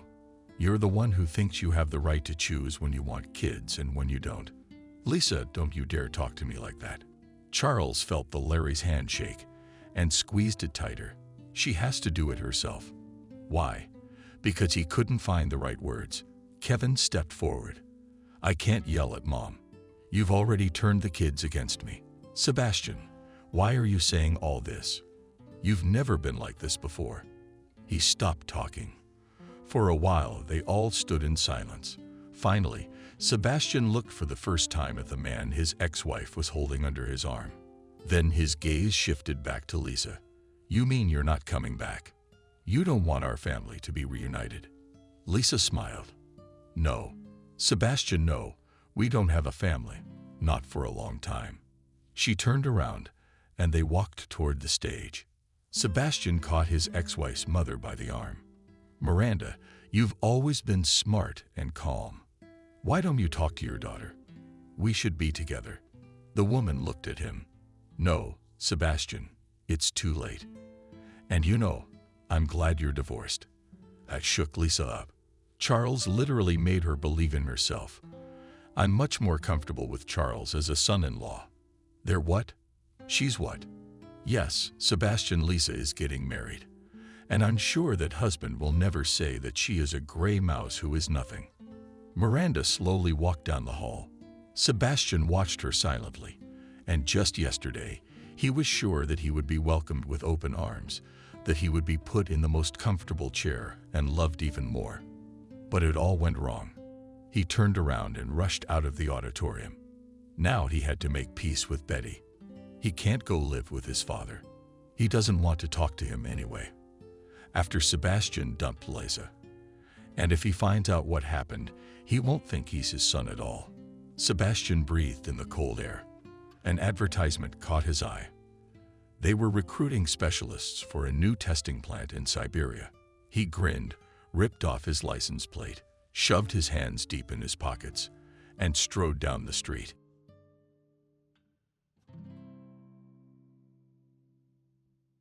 Subscribe and click the bell.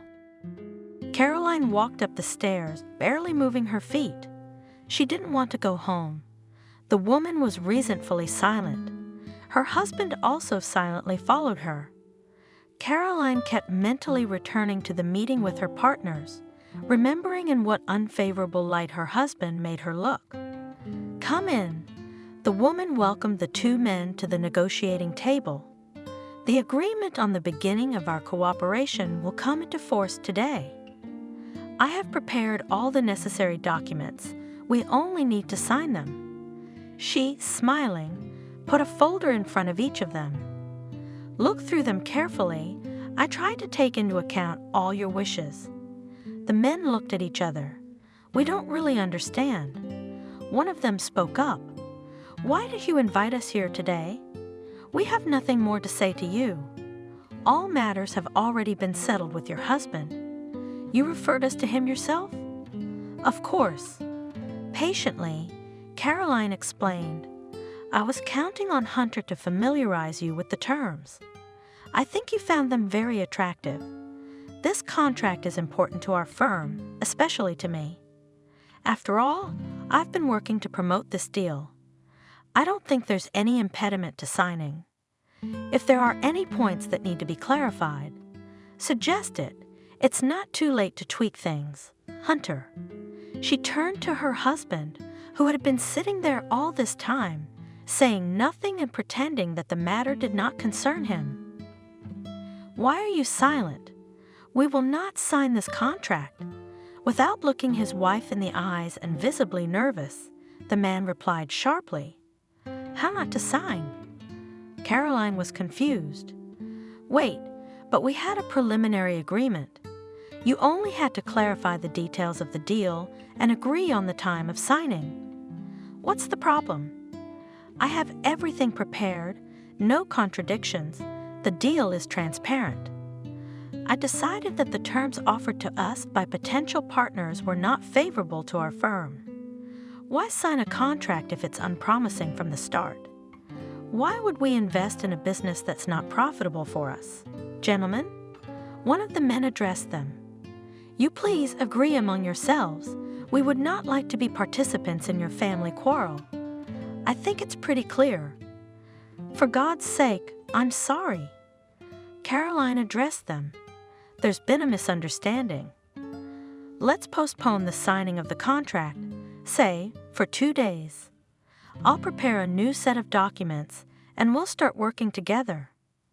My husband and I probably misunderstood each other, but these days of misunderstanding, I'm afraid it won't work. Shook his head one of the representatives. We have found other companions. My advice to you, rising from his chair, he said, before inviting partners, you should be able to negotiate among yourselves, or you have a right hand does not know what the left hand does. This attitude is bad for business development. Permission to deviate. The men have left the meeting room. What was that all about? Caroline asked, seething. Why would you do such a thing? Especially behind my back. What right did you have to back out of the deal? Why on earth would you think it was unprofitable? We started working on it a month ago. We were both hoping for a good investment. And now what? All that effort for nothing? I don't want to talk right now. Hunter headed for the exit. You are annoyed and will not take my arguments properly. All right, Caroline agreed. Let's go home. It's really not a good idea to deal with serious matters at the end of the day. But you're not going to be able to keep your mouth shut. I want to know why you changed your mind about the deal. The woman stopped in front of the door to the apartment. Hunter turned the key in the lock. Caroline gladly threw off her business clothes, changed into a house robe, went into the kitchen and poured herself a glass of water. We need to talk. Her husband's tone made the woman wary. Let's not today. She wrinkled her nose. She didn't feel like talking. You've already said and done a lot of things. Let's save the explanations for tomorrow. The deal is off anyway, so I think we can talk until morning, and tomorrow I'll calculate how much money we've lost by losing our suppliers. I don't have the energy for this anymore. I want to sleep. My business cannot wait. Hunter insisted. You'll have to listen to me now. Do you want to explain why you embarrassed me in front of potential partners? Caroline squinted at her husband. Go ahead, say it. But don't use the fact that I'm a woman and don't know anything about business as an argument. I don't think you've ever had to question my abilities until recently. I know what our firm needs. You can't dismiss my opinion. I'm not going to explain or apologize. I've made up my mind. That's how you talk. Not so long ago, you couldn't make a move without me. What's changed? Why didn't you talk to me beforehand? Why didn't you tell me you weren't going to make a contract with the buyers? Is that how it's done? Don't you realize you're ruining my reputation and the reputation of the firm? I just haven't had time to tell you. I've had too many problems these past few days. You didn't have time or you didn't want to. Is that what they call it now? How could you not consult me? What kind of demarque is this? We discussed all the details together a week before we signed the contract. What happened in the meantime? Why do I have to justify myself to you? Hunter was angry. I got acquainted with the material offered by these suppliers and realized that they were not suitable. That's why I decided not to cooperate with them. It's business. We will find other, more favorable suppliers. Don't make excuses. You and I are partners, which means I need to know what's going on in the firm. You made me look like a shallow, flighty person who suddenly wanted to take charge, and it was my initiative. When we started the business, you always consulted me. We made every decision together, weighed all the pros and cons of the deal, calculated every step to avoid making mistakes, and succeeded together, which is important. And what do I see today? Why did you allow yourself to put me in such an unpleasant situation? Why go behind my back and change your mind? I feel like an idiot, because there's no changing your mind once you've made up your mind. This deal is a zero-sum deal, and it's a mess. I cared about the firm, not your reputation.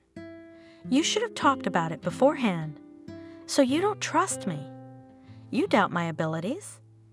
But since the firm was founded, there hasn't been a single wrong decision I've made. Why are you questioning my competence now? Caroline looked at her husband and could not understand at what point they began to drift apart. She remembered one of the conversations she had had with her mother when they were just about to start their own business. Mom, Hunter, and I have decided to start our own firm. Can you imagine how great that would be? Good, of course, who can argue? Mother said cautiously, but who are you going to register it with? Hunter, of course. He's a man, but we'll invest the money equally. Remember, daughter. Her mother looked at her as if she were an unwise child. You can't put your eggs in one basket. If anything happens between you, God forbid, the firm will go to your husband and you'll be left with nothing. What's going to happen? Caroline hugged her mother. Mommy, Hunter, and I love each other, and we're not getting divorced. If that's what you're implying. Who knows, who knows? Mother answered evasively. Life? Oh, how unpredictable. Well, if you're so worried about me, we can become full partners. That's better, but I think you should have your own business, opened only with your money.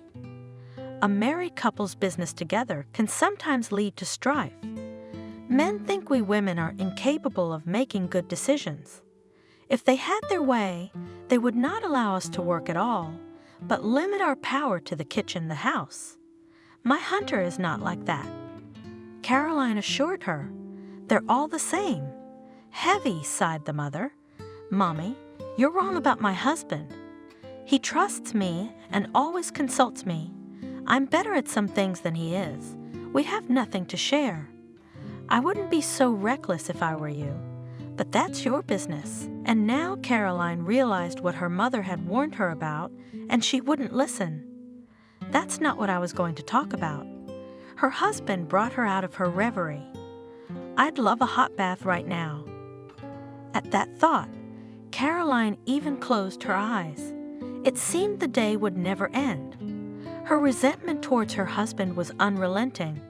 What other unpleasant things was he going to tell me? About what? She looked at him tensely. Tomorrow, a lot of things are going to change in our lives. What changes? Don't speak in riddles. I want to warn you in advance so that the news doesn't come as a sudden blow to you. What the hell is going on? Why are you going around and around? You're a smart woman. Hunter began in a sneaky way, so I'm sure you figured it out a long time ago. I have someone else, and for quite some time. Caroline was silent. I hope you're not going to make a jealous scene. We're adults, and we know how it is sometimes when a husband and wife break up. I suspected, of course, that you had someone else. Caroline spoke with difficulty, overcome with heartache. Her feminine ego was hurt. She was not ready for such a conversation. But I pushed the thought away. I really hoped that you'd come to your senses, that you'd have a good time, but you'd stay in the family. I can understand you. They say all men cheat on their wives at least once in their lives. Let's consider it a misunderstanding that we should forget, okay? She smiled, though inside her, a fire was burning, her heart was bleeding. She wanted to get up and hit her husband. I was fine with life with you. Hunter continued, glancing at his wife. I wasn't planning to leave, but he paused. He paused. A few months ago, Kathy bore me in hair, a son, and you couldn't do it. We'd been dreaming of a child for years, and we'd never been able to do it. And she did. I want to be with her and raise my son. And you know how important that is to me. I hope we'll part peacefully. Caroline closed her eyes. Her husband was hitting me where it hurts. I thought we were both okay with this situation. You and I have been together for 10 years, and we agreed long ago that the topic of children for us closed forever. There's a lot more to us than a child. We have so much in common. Don't those years mean anything to you? You're just going to ruin our family? Remember, Hunter grumbled that we've been together since college. We have. We fell in love at first sight. Don't you remember how we met? Anyone in my position would have lost their head to a handsome guy with a guitar in his hands. After that, I couldn't imagine life without you. We did everything together. When we got married, we started a business together. Do you remember how we bought our first apartment? Hunter was silent. Caroline could see how unpleasant this conversation was for him. And how you dreamed of a car, remember? And we'd bought it. We picked it out together.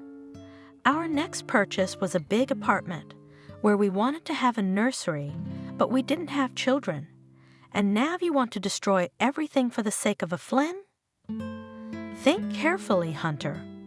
We've known each other a long time, and that woman you're just getting to know. Are you sure about her? You shouldn't be reminiscing right now. Nothing will change. I've already made up my mind.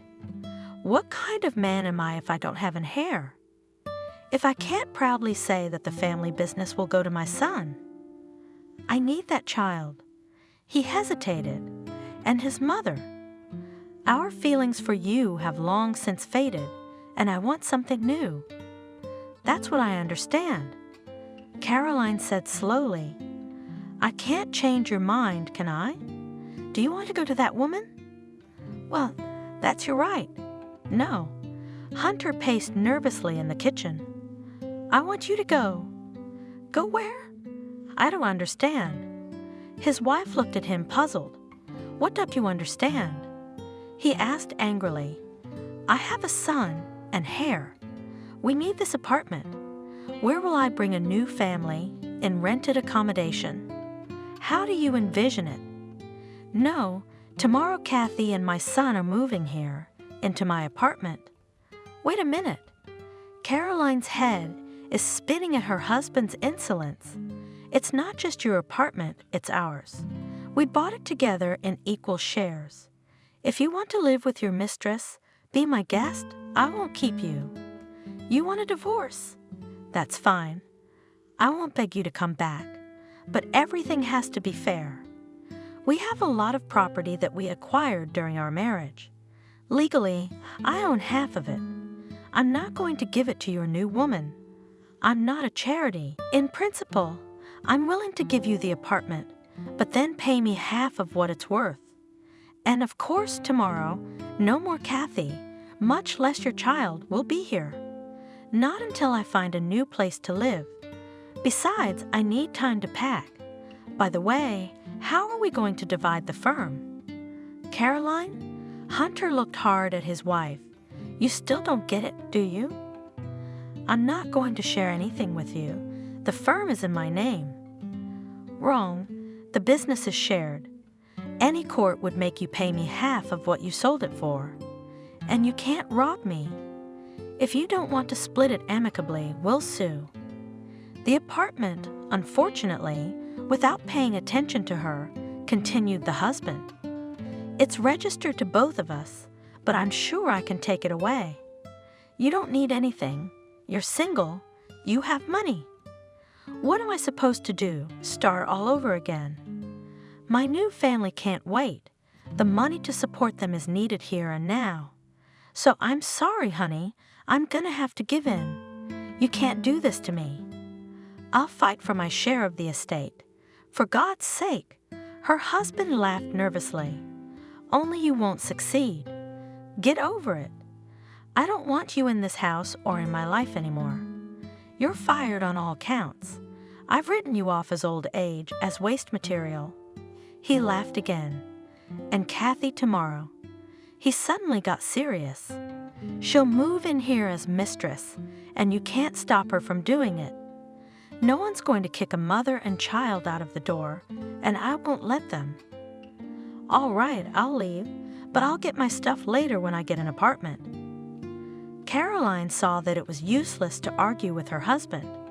He is stronger and probably prepared for the conversation in advance, all calculated and thought out. So she decided to agree with him in everything, just to avoid making him angry. I can't do it now.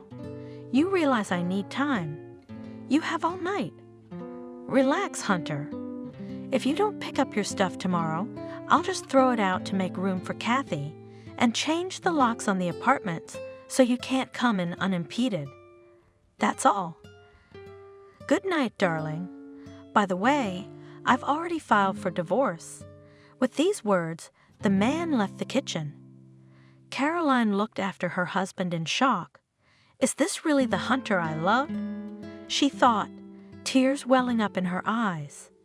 No, this is a complete stranger. It turns out I didn't know my husband at all. What am I going to do? She was aimlessly writing patterns on the table with a teaspoon. I'm certainly not going to leave you pantsless. I'm going to legally take what's mine. Good. The woman put the documents in a folder. Anything else I wanted to bring? She closed the safe, looked around.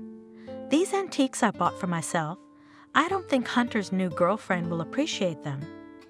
Caroline put in her bag a miniature brass coffee maker, a coffee mill, a vintage jewelry box. Let the rest stay. She packed some expensive dishes, wrapped some paintings in cloth. What am I supposed to do with all this? The woman looked thoughtfully at the things she had packed. Perhaps it would be better to take it to the car, she reasoned.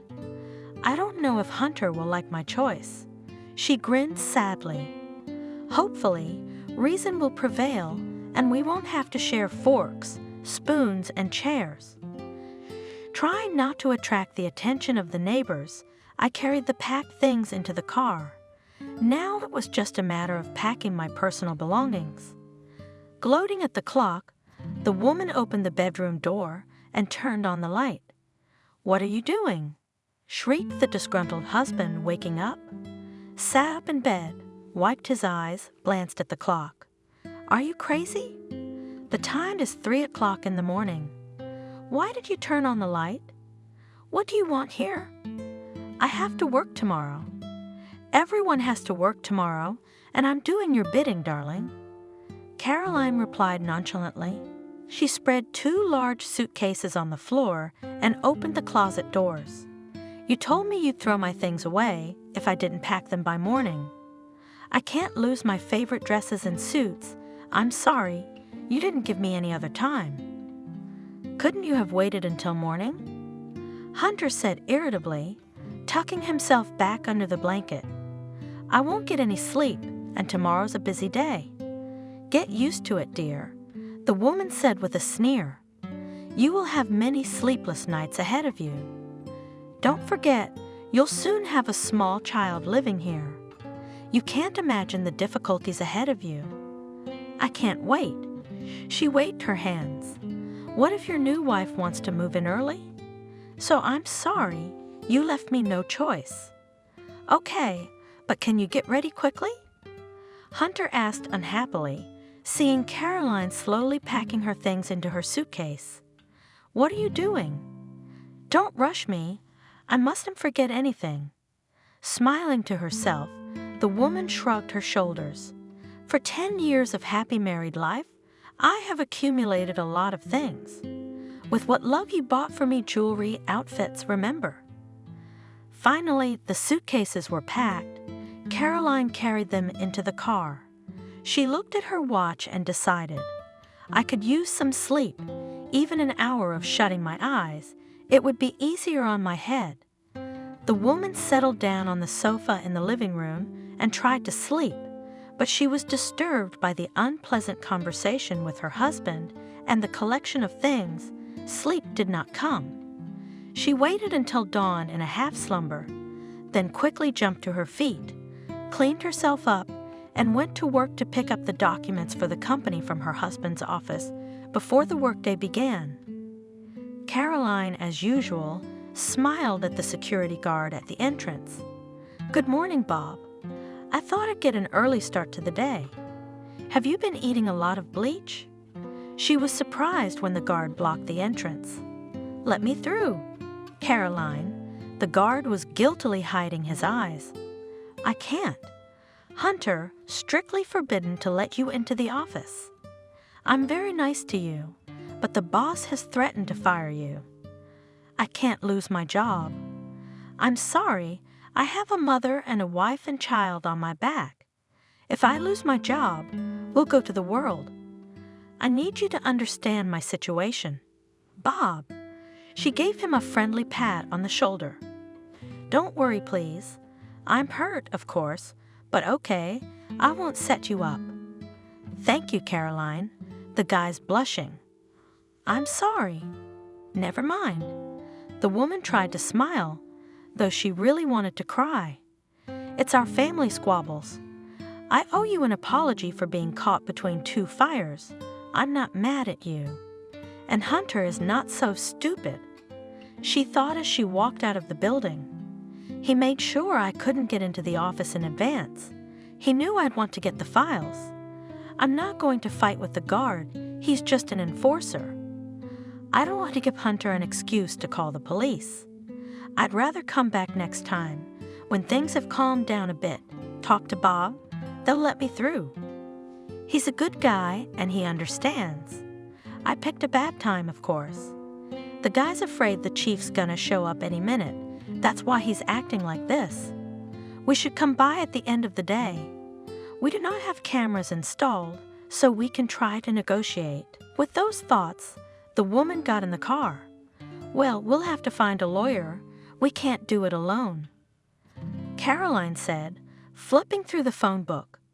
As far as I remember, this man is considered the best in civil cases. He doesn't seem to have a single lost case, but his services won't be cheap. She looked around, started the car. Good thing Hunter doesn't have access to my accounts. I'll pay any money to help solve the property division problem. Well, I'll try calling. I hope he has time for me. Caroline dialed the number for the law firm. Hello. She spoke when she heard a pleasant female voice on the other end of the line. I urgently need to meet your boss. When can he see me? You know, there was some silence on the phone. There's a window in his schedule right now. Can you come over right now? Great, the woman rejoiced. I'm on my way. You're very lucky, the secretary said as Caroline entered the reception area. Samuel has a canceled appointment and will see you personally. She stood up quickly and opened the door. Samuel, the girl announced, you have a visitor. Hello, come in. A handsome middle-aged man, his dark hair neatly trimmed, barely raised his head and deep into his papers again. Dressed neatly, clean-shaven and smelling of expensive perfume, he immediately made a favorable impression on Caroline. Excuse me, I'll be ready to hear from you in a minute. I have a lot of things to do in production.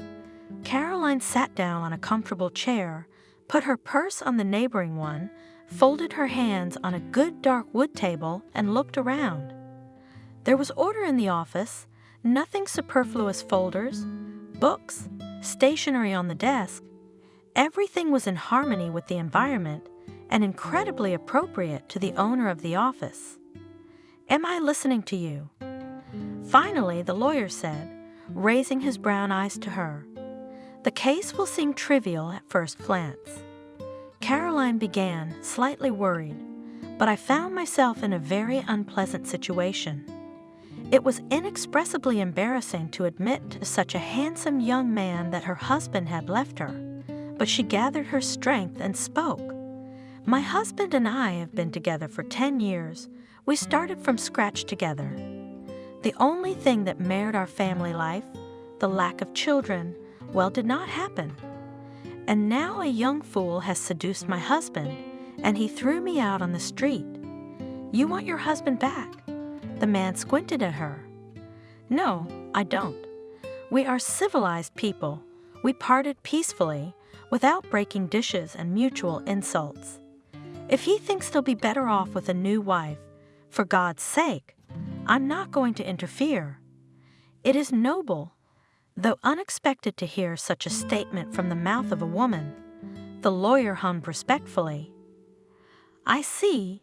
You decided to take revenge on him, to punish him, to leave him with nothing?"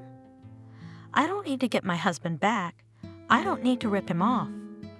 I just want what's legally mine.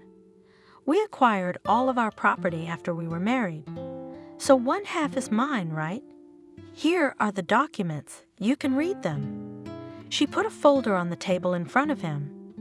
"I don't need anything extra, just what goes to me in the divorce.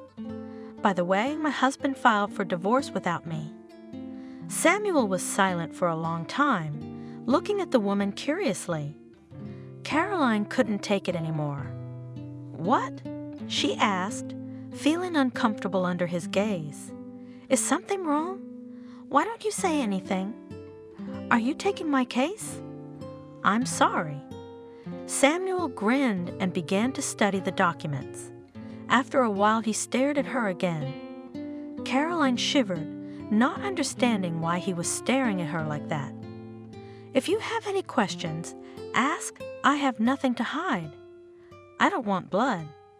Yes, I'm hurt that my husband did this to me, but I don't want to hurt him. He's probably right. Our relationship is over. We lived together out of inertia, the habit of being close to each other. If you know what I'm talking about, he was probably the first to realize the pointlessness of our relationship. I'm even grateful to him in a way. It's just," she hesitated. "The breakup came out of the blue." "To be honest," Samuel said slowly, continuing to stare at her, "I was expecting to see another trophy wife, eager to steal from an unfaithful husband, young, beautiful, and completely stupid, and here, I'm a little puzzled." "You're different. I don't know what you mean." The woman frowned. "And stop looking at me. Are you taking my case? If you're interested in details, ask. I'll answer any questions you have." "I don't have any questions for you. Everything is clear." "Rather, there are questions for your husband, except that he is a fool to let such a woman go." Caroline blushed and looked away. "I can't understand at all what he's counting on. The apartment was bought during the marriage. It's jointly owned. I've looked through the documents. Everything is clean. The firm is also very clear. We have to split it up. I don't know what he's counting on." "Excuse me, Caroline, can I ask you a personal question?" "Of course," she nodded. "And the money, how do you plan to divide your capital? You haven't said anything about it. We've never shared a budget, so I have my money. The car is in my name too. I don't have a claim on the Hunter. I'm interested in the apartment, the firm, and the summer house. I'll be honest, your cases are easy to win. I will be pleased if you decide to work with me, but with such a case will cope with any lawyer, including the one who charges for his services much less than me. You've already asked about my rates, haven't you? Maybe you should go to another law firm. I don't discount my clients, not even pretty ones like you. You see, Samuel, my husband is no fool. Ignoring his compliment, Caroline spoke. This morning I tried to get into the office, but they wouldn't let me in. He strictly forbade the guards to even speak to me, threatening to fire me. I could have demanded permission to go in, but I didn't want to put the guard in an awkward position and Hunter's just waiting for an excuse to take me down. I'm sure he has some kind of plan. I'm afraid he's going to forge documents related to the firm. I suspect he's already slipped me some papers, and I may have signed them without looking. Don't you check the papers you sign? I've never had any reason not to trust him. We've been working together a long time. We have a family and a business in common, and we both have a vested interest in its success. The woman fell silent, trying to cope with the tears that came to her throat. I can't confirm my guesses either. I don't have access to the office right now. The case, seemingly simple at first glance to you, can turn into a huge showdown, and I would not like that. I'm a peaceful person, used to negotiating, so I'm afraid to be cowardly and back down. Hunter will probably try to take advantage and push pity on me. And I want to get justice and get what's mine in the divorce. Judging by the reviews, have you ever won the toughest case? If I'm gonna go to war with my husband, it's gonna have to be with you. That's why I came to you. Don't worry about the fee. I have the money. You set a price and let's sign the contract. Caroline, I understand your husband asked you to vacate the apartment. Did you get your things out of there? Yes, I took my things. They're in my car. Where do you plan to live? Have you already managed to rent a place to live, or have any of your relatives or acquaintances taken you in for a while? Honestly, I didn't even think about it. The woman was embarrassed. But it doesn't matter. I'll try to go home maybe. Hunter has already decided not to kick me out of my own apartment. He must have a conscience. Caroline replied, but if he's determined, he'll probably carry out the threat and change the locks. I can't get into the apartment, but that's not a good idea. It's already occupied. I don't want to get into a fight in front of the neighbors. I'll have to find a place to sleep. I'll think of something. Don't you want to go to the police? He'll be obliged to give you back your right to stay in this apartment in no time. Come home with the police and demand to be let in? I don't want to. It's beneath me. It's easier for me to rent. It's not a problem if you have the money. Okay. Samuel put a form and a pen in front of Caroline. Now we'll draw up an application to the court demanding the division of property. Then we'll draw up a partnership agreement between you and me. And I will not put things on hold, and I will study your documents right away.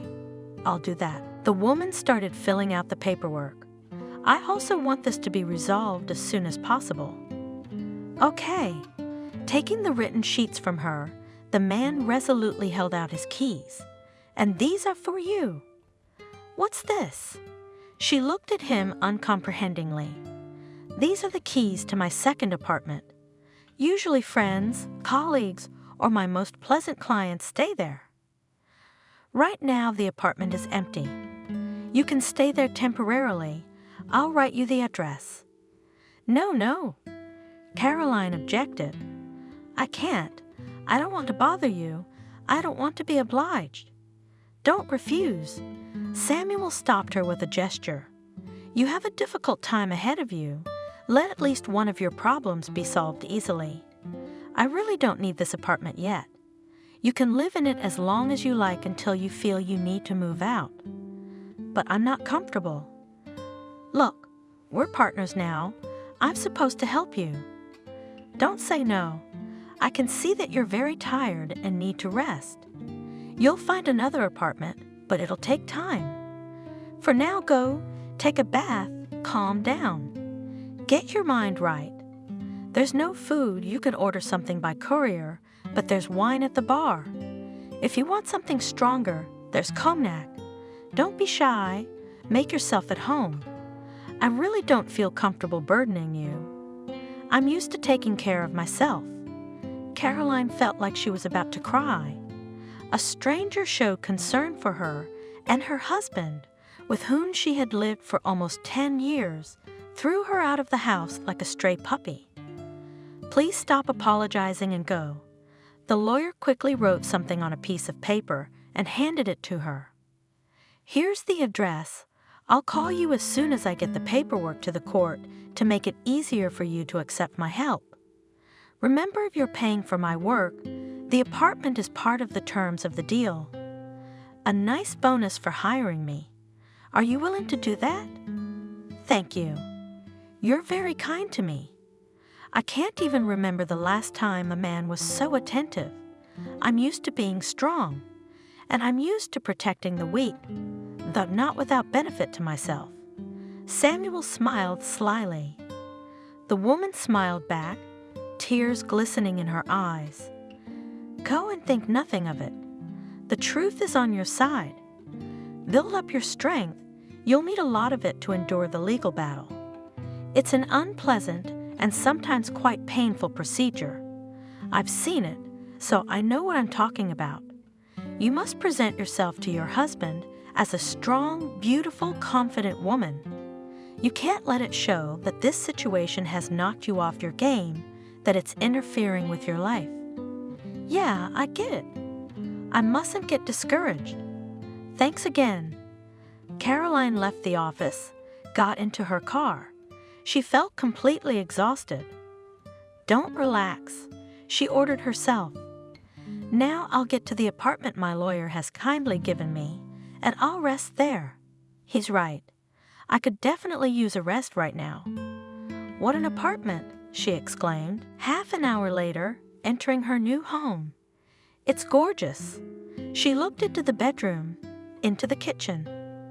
I'm going to order some food from the restaurant, and I'm going to take a bath. I want to rinse off all my troubles as soon as possible. She made the phone call, hummed contentedly when she heard that the order would be fulfilled within half an hour, and headed for the bathroom. She was almost dozing off, relaxing in the hot water, when the doorbell rang. Oops.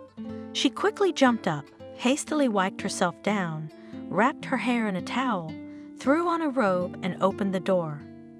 A young man in a uniform smiled at her. Your order. Thank you. Taking the packages, Caroline replied. After seeing the young man off, she went into the kitchen. It turned out that I was hungry. She was surprised to find herself eating a salad. The meat is so tender. I have to stop.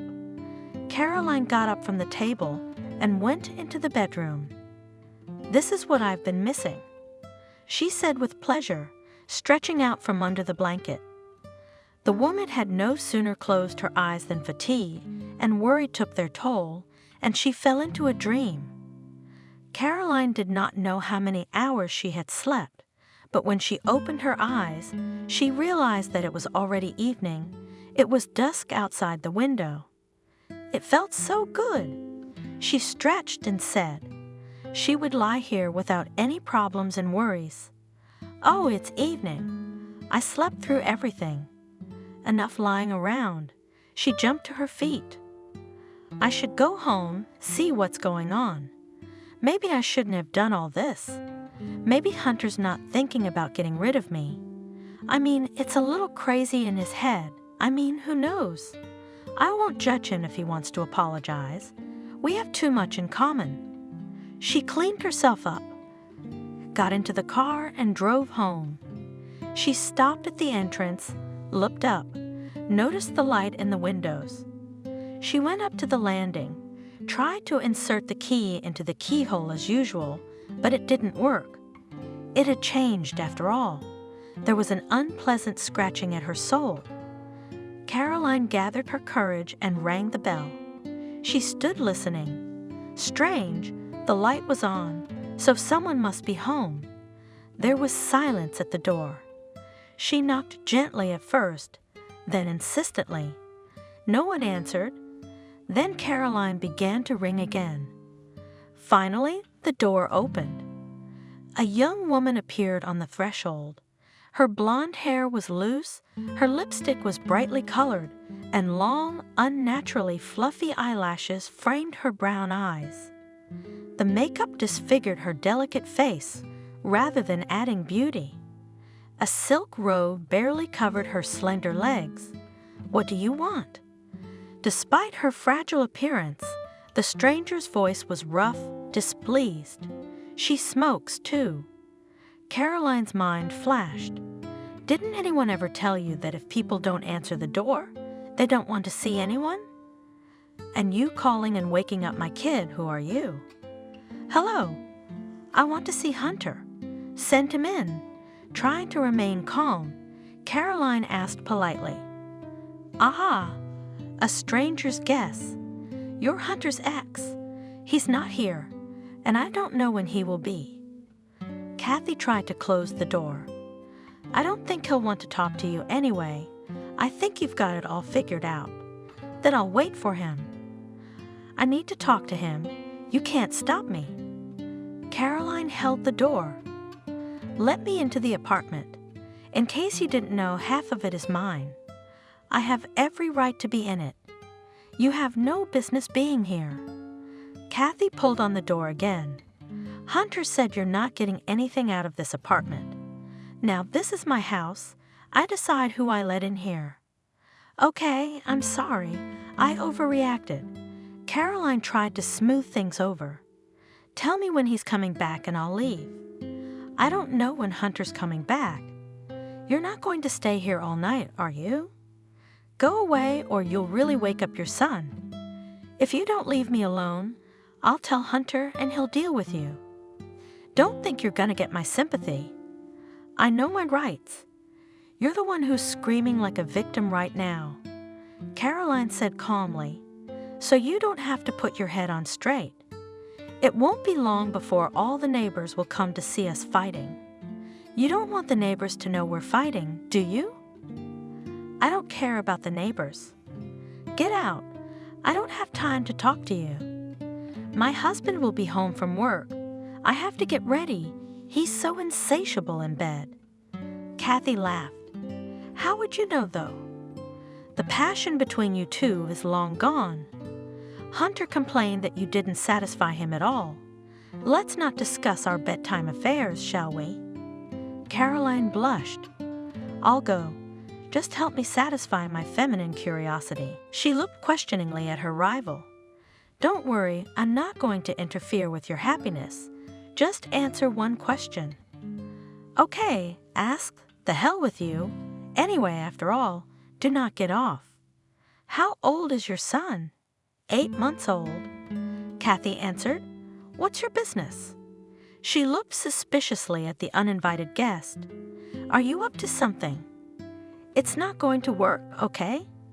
Hunter stays with me. Forget about him. How can you compete with me? I'm young and beautiful, and you're already used up. Sure, I get it. Calm down.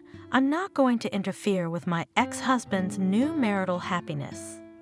If you'll excuse me, I have one more question. Why are you two getting married now? Not right after your son was born, but only 8 months later? What were you waiting for? Don't you get it? I love Hunter, so I didn't want to pressure him. He couldn't make up his mind to talk to you. Do you have any idea what it's cost me to wait? But why rush things? I'm not a beast. I gave him time to gather his strength. I knew he wouldn't go anywhere. He'd marry me sooner or later. Look at yourself from the outside, and you'll understand why Hunter chose me. Admit it, you decided to push him a little bit, blackmail him, scare him that you'd leave him, didn't you? Cut him off from your son, am I right? That's your style. So what? Yeah, I gave you an ultimatum. I move out of your apartment by the end of the week, or I moved back in with my mom. I'd had enough of the movie house, but then he'd never see his son again, and what was I supposed to do? I'm sick of it. I need certainty and my son a father, and I was also afraid that he was scared and change his mind about divorcing you. After all, after 10 years, people get to know each other, and your tricks worked on him right away. He got all excited and made concessions to you right away. Well, you see, you know all about it. Kathy grinned. You've already asked more than 2 questions. I don't have time to talk to you. Get out of here if you don't want to get in trouble, and you will when Hunter gets here. Why are you so nervous? Caroline let go of the door and headed for the elevator with a parting glance. I get the impression that you're not very confident about tomorrow. You see, it's long been proven that once betrayed, betrayed again. I'd think about it if I were you. One day Hunter will see not only your body, but your soul as well. I'm sure he won't like it. Don't scare me, I'm scary. Forget the way here, shouted Kathy to Caroline's back. You don't have a husband anymore. He's mine and mine alone. It's your own fault. You should have had a child. Then he wouldn't look at any woman, and you couldn't. So I'm sorry, move over. What can you do? There aren't enough rich men for everyone. But you too, as far as I know, you didn't miss a beat. And I can keep him. Don't worry about that. The woman was awakened by the phone ringing. Caroline? She heard Samuel's voice on the phone. I've filed the papers with the court. The first hearing is scheduled for next week. Thank you.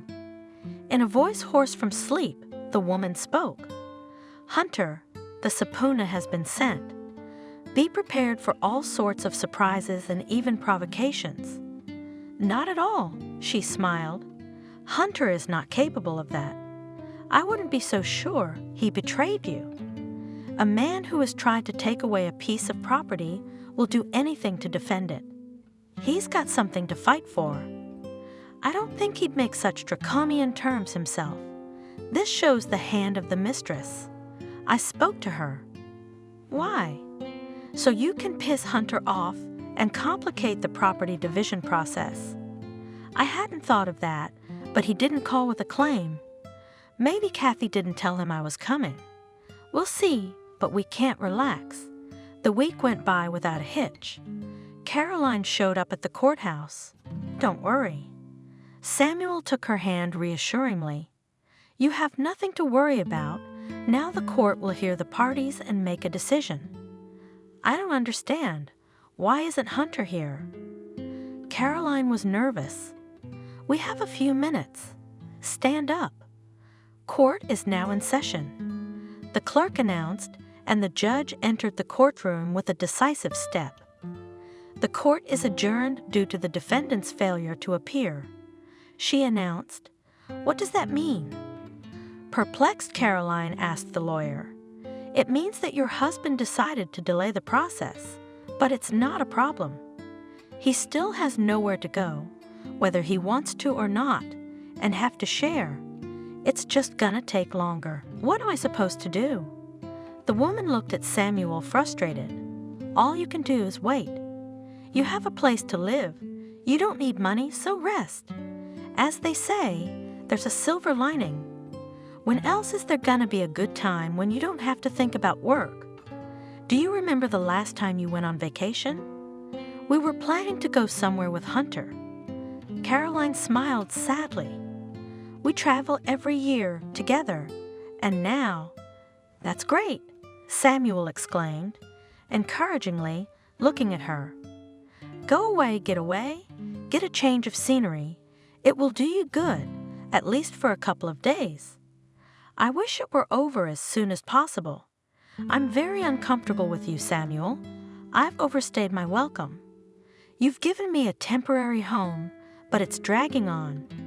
Caroline, what are you talking about? Wouldn't you help me if I were in this situation? You're not just a client to me anymore. You've become a real friend to me. The man looked intently into the woman's eyes. She was embarrassed and looked away. "Don't think about anything. We have everything under control. Have you decided where you're going?" "Yes, I'm going to a friend's country house." "That's great. Take a rest and don't think about anything. Remember, I'm in charge of your problems now." And Caroline went to the country. The weekend flew by, but the woman really felt that she was ready to continue to stand up for her rights. And even from a distance, she felt Samuel's support. A week later, she walked back into the courtroom. "Hunter is here," Samuel reported, "and in good spirits. I would like to believe that today's meeting will be the end of it." Hunter entered the room, accompanied by his lawyer. The judge has taken her seat. Court is now in session. The clerk announced, "A civil case on the division of the property of the spouses is being heard." The plaintiff's lawyer voiced his demands. "Hunter, I would like to hear what you do not agree with the position of the applicant. Judging by the documents, the property was acquired during the marriage, so each spouse claims half of it. No factors influencing the denial of claims were presented. The documents are duly executed. I do not understand why there are difficulties." "Honorable Court," Hunter stood up, coughed.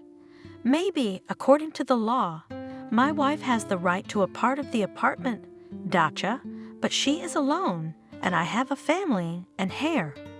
I expect the Honorable Court to take this fact into account. Why does Caroline need the apartment? Who can she bequeath it to? To someone else's uncle, to her lover? I don't want the property we've built up together to go to San Alfonso. I admit that Caroline will have a man who will not mind to lay his hands on her inheritance, and I will be able to properly manage, including her part of the property, so that she does not become a hostage of some scoundrel. Hunter, the court is not interested in your family problems. We are bound by the law, and the law requires you to either give Caroline the property or pay monetary compensation. You don't want to understand me." Hunter argued, "Why should I give anything to my ex-wife? She has enough money to buy whatever apartment she wants. It's not my fault she couldn't bear me a child. Can you imagine how a man feels when he's disinherited? I waited 10 years to hold my son in my arms. He blushed with excitement. And now this has happened. Yes, she owes me for the wasted years, and you're obliged to honor my protest. I am, you might say, Samuel," she turned to the lawyer. "The application states that your client has a common business with the defendant." "Yes," Samuel stood up. "The couple started this business together, right after their marriage. The defendant, as soon as he filed for divorce, cut off his ex-wife's access to the office. My client lost her part of the business, thus her source of income. I demand an explanation from the defendant. If I may, Honorable Judge." "Counselor Hunter, I'll make things a little clearer." My colleague apparently, he nodded his head in the direction of Samuel, does not have reliable information. Caroline gave her share to Hunter. "Here, Honorable Court." He placed the documents in front of the judge. "It says here that Sebastian Clark is currently the co-owner, and Caroline has nothing to do with the firm. Since she is already my client's ex-wife, she is not allowed to enter the office. The defendant has every right, at her discretion, to impose bans on the office as it is private property. But it can't be." Caroline jumped up from her seat. "I didn't sign any papers." "Hunter?" She turned to her husband in confusion. "Did you forge my signature?" "No way, dear." Hunter replied gloatingly. "I would never go for it. And why would I? You yourself signed to give up your share of the business, and I, as a manager, appointed Sebastian as a co-owner instead of you. Any graphology test will confirm the authenticity of the documents. I'm sorry if you forgot that you resigned. That's not my problem." "You're such a scoundrel," the woman exclaimed in her heart. "You tricked me into signing the papers. I couldn't sign them of my own free will." "You're lying. Did you hear that, Madam Justice?" Hunter's voice was hysterical. "She insulted me. I request that this be entered into the record. I demand that she be fined. She insulted me in front of witnesses. Now do you understand why I left her? She's been known to blame me for all her problems before. Sit down." The judge yelled at him and forced him down on the chair with a look. "And you?" She gave Caroline a warning look. "I'm issuing a warning." "Just a warning?" Hunter jumped up again. "You think she can humiliate me in front of strangers and only get a warning?" "I'll complain. I won't let it go. I know my rights. I'm reprimanding you." The judge gave the man a stern look. "If you don't stop being hysterical, I'll have you removed from the courtroom. Samuel?" She turned to the lawyer in a steady voice. "Do you have anything to say about this? My client claims she didn't sign any such documents. I have no reason not to trust her. So I'm requesting a graphology test. Caroline suspects that her signature may have been fraudulently obtained." "Caroline?" The judge had no right to sympathize with any of the participants in the trial, and yet the woman thought she saw a flicker of sympathy in her eyes. "What do you have to say on this matter?" "Your Honor." Caroline was confused. "I couldn't sign these papers of my own free will. To start a joint business, it was my idea. We've been developing our firm together all these years. It's my only source of income. Voluntarily handing over your share is like chopping off your right hand. Did you ever plan on handing over control of the firm to your husband?" "Well, yes."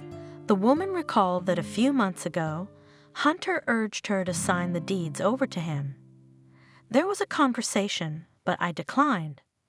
I thought it was strange that he insisted on it, but I had no idea that he would take advantage of my gullibility. He was probably already planning to put me out of business, just waiting for the right opportunity." "Well," the judge looked around the room, "we are adjourned. The plaintiff's request for a graphological examination is granted." She struck the gavel, announcing that the session was over.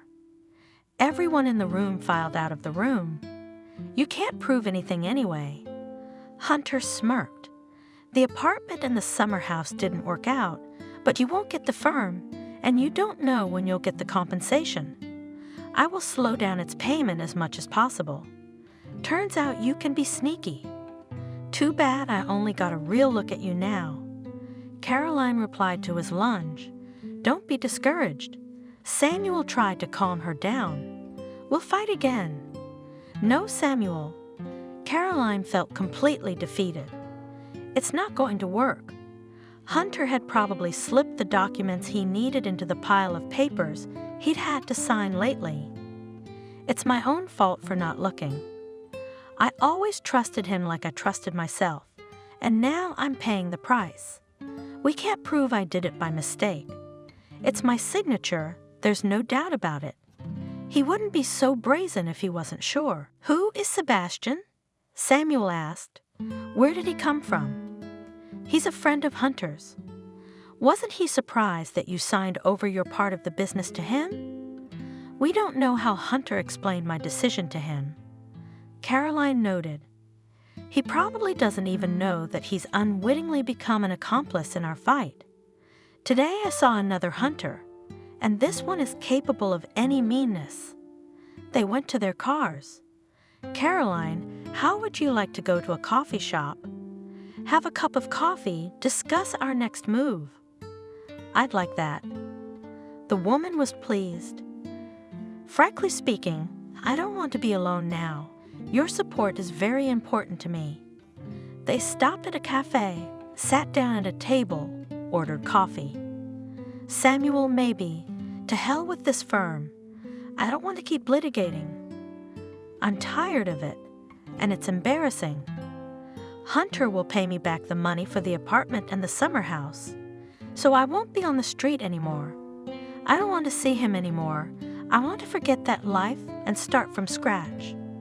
As for the business, I can organize a new one. I'm not used to it. I was never a kept woman. We were equal partners. I have a lot of ideas in my head. I have the strength, and I don't need anything else. Of course, it's not easy to start from scratch, but I'm a strong woman. Caroline, Samuel admired her. Why don't we use the first name? I don't mind. The woman smiled. The young people jokingly clinked their cups, cementing a new round of relations. Having finished their coffee, they went outside and sat down on a bench.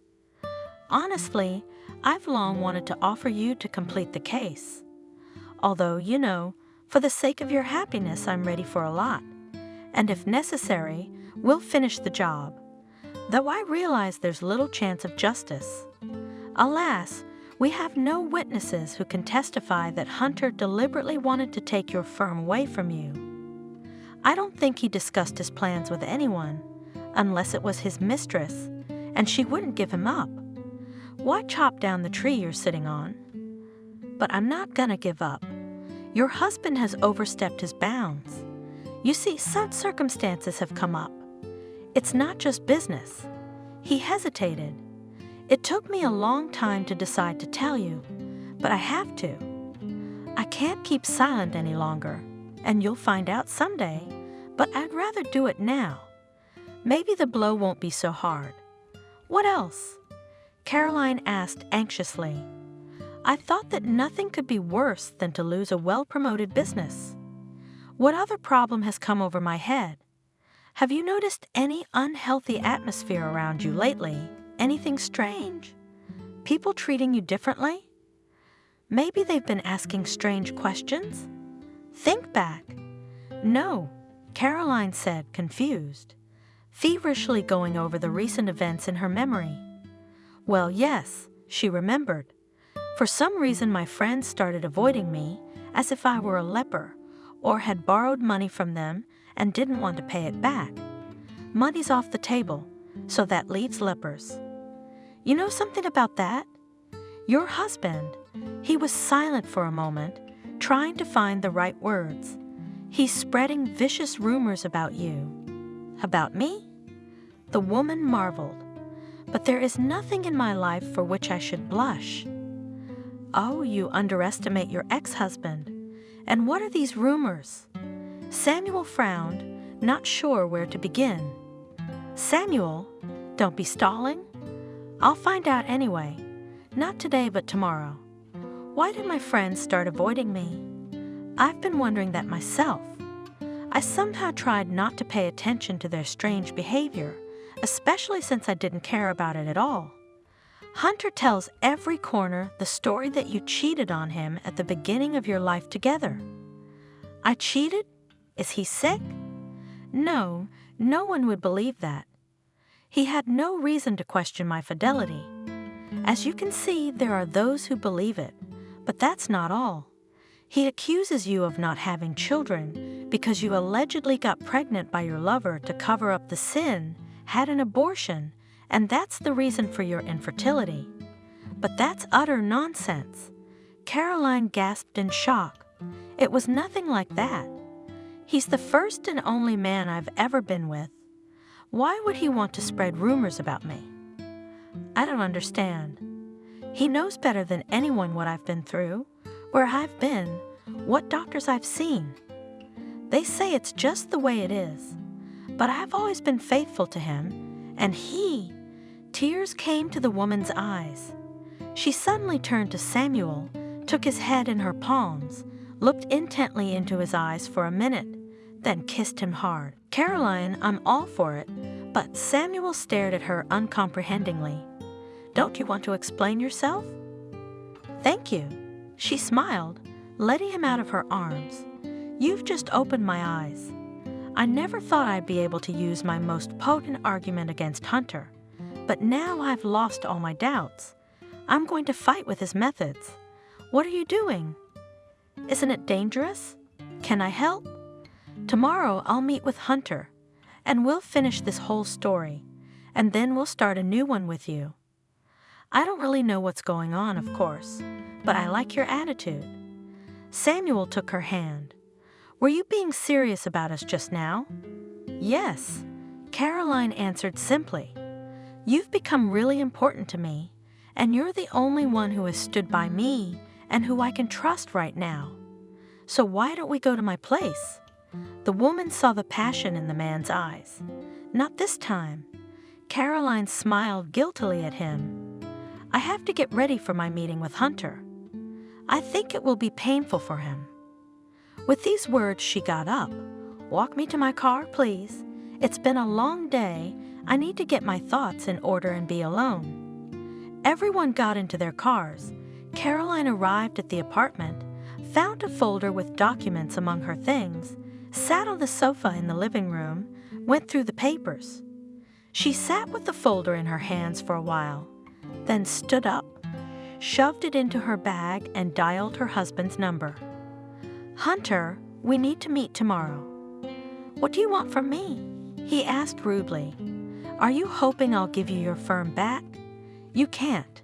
It's mine alone. You've had enough of what you got. There's nothing more to talk about. I have another life. I want to forget about you forever." "Calm down." The woman wrinkled her nose. "I'm not going to sue you for anything more. Then there's no reason to meet. I don't want to waste time on empty conversations. You're already nothing to me, and in general, do not you allow the idea that I just do not want to see you. It's bad enough I'm seeing you in court. Believe me, it's important to you first of all." Caroline assured me. "Come to our place. I'll be waiting." "Believe me, I wouldn't distract you from your family concerns if it wasn't serious." "All right," Hunter grumbled. "We'll see what you're going to take me away from my work, but I know you like the back of my hand, and you're not going to win me over. I'm not gonna convince you of anything, just talk to you. I repeat, it's in your best interest. I won't keep you long, don't worry."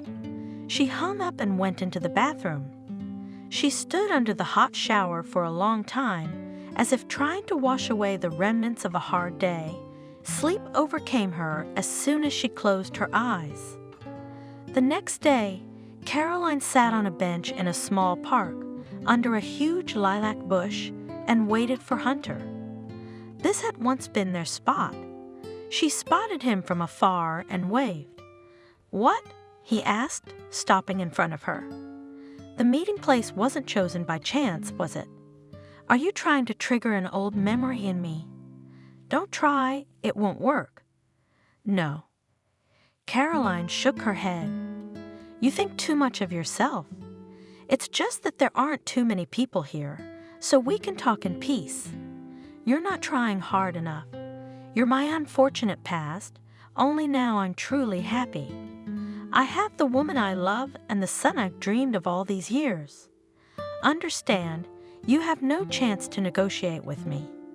For the sake of my child's future, I am capable of many things, even forgery, but you will not be able to prove anything. It's a shame you're acting like a narcissistic egomaniac.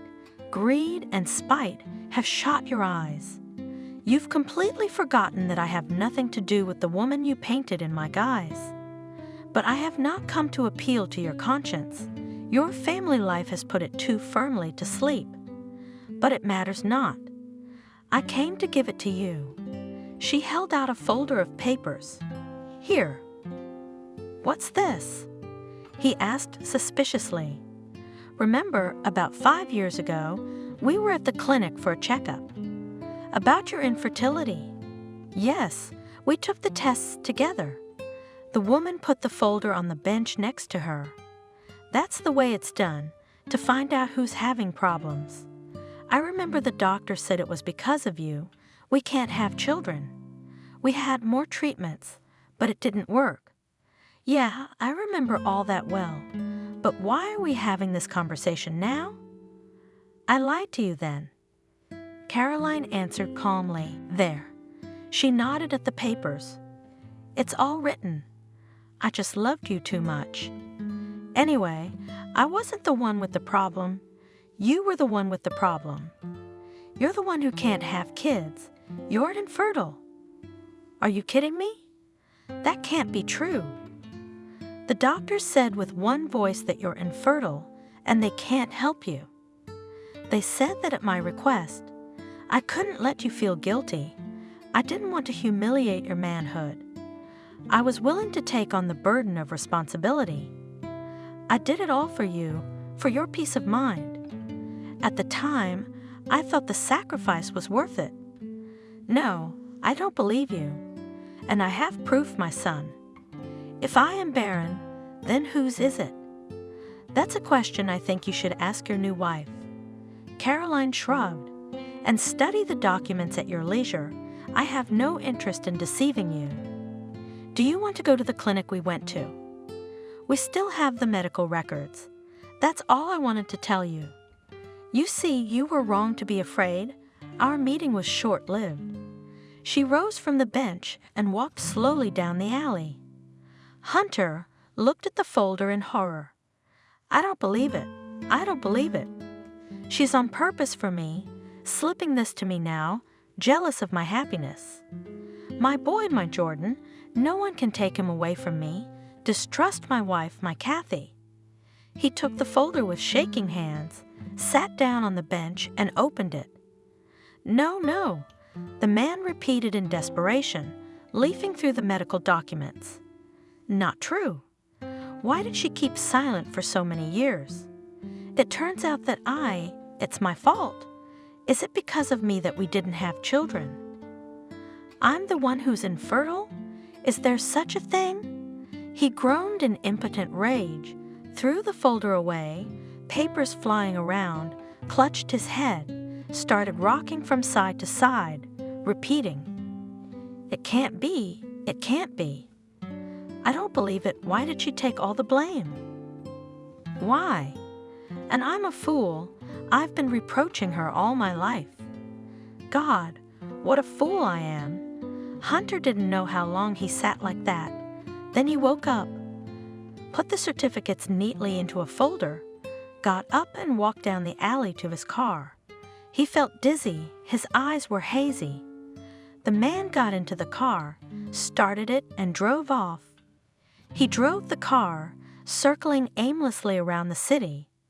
Finally, his eyes fell on the sign bar, turned off the engine, and entered the hall. Vodka 200.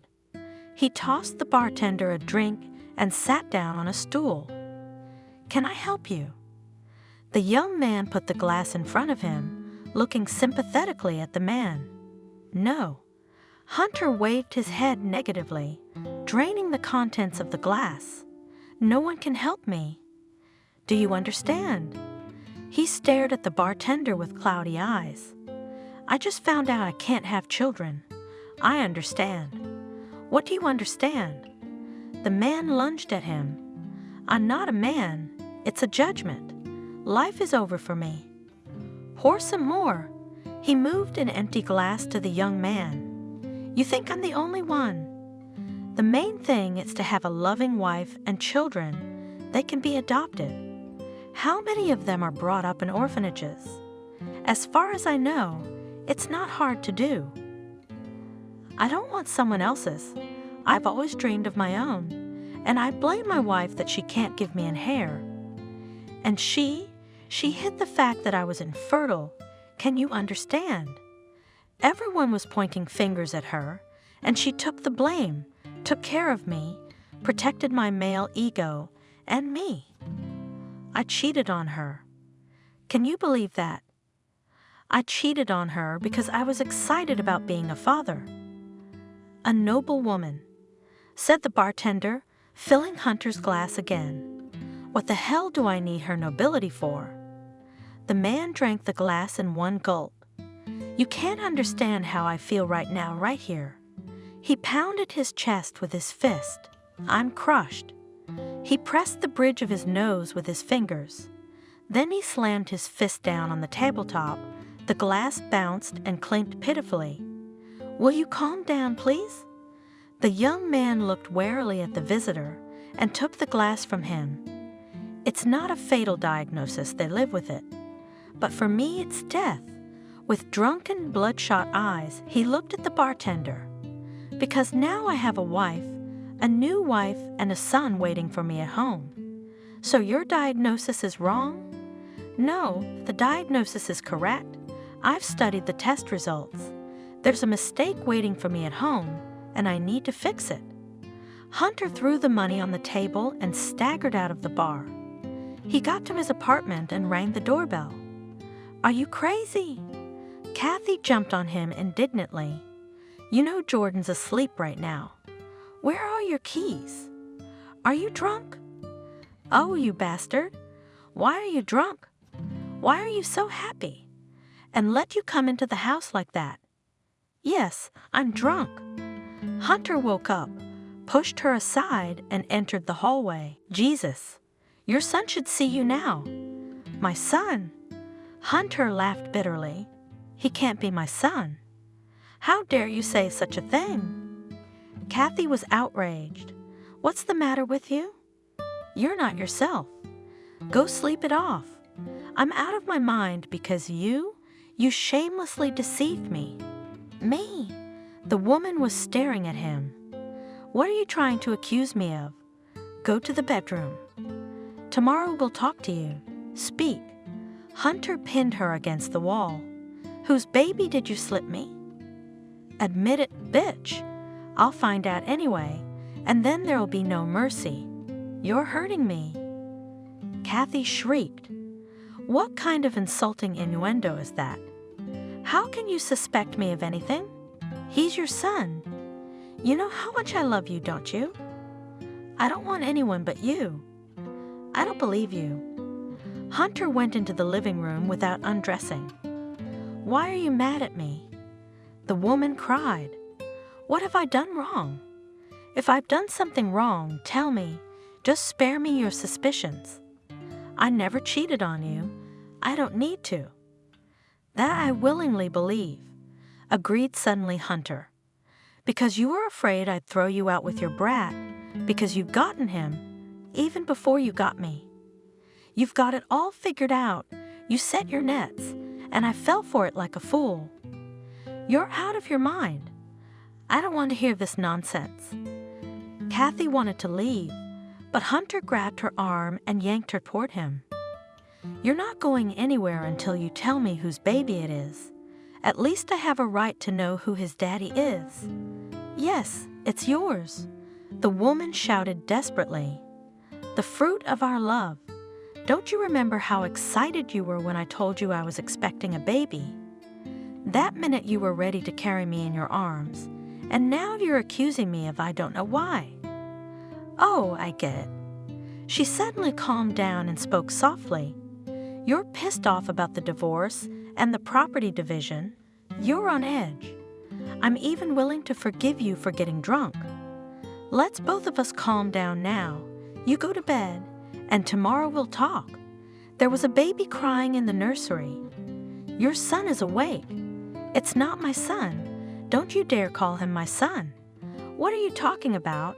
Of course he's yours. I can't have children. I'm infertile. Infertile how? Kathy asked in confusion. You said Caroline had some health problems, but you're fine?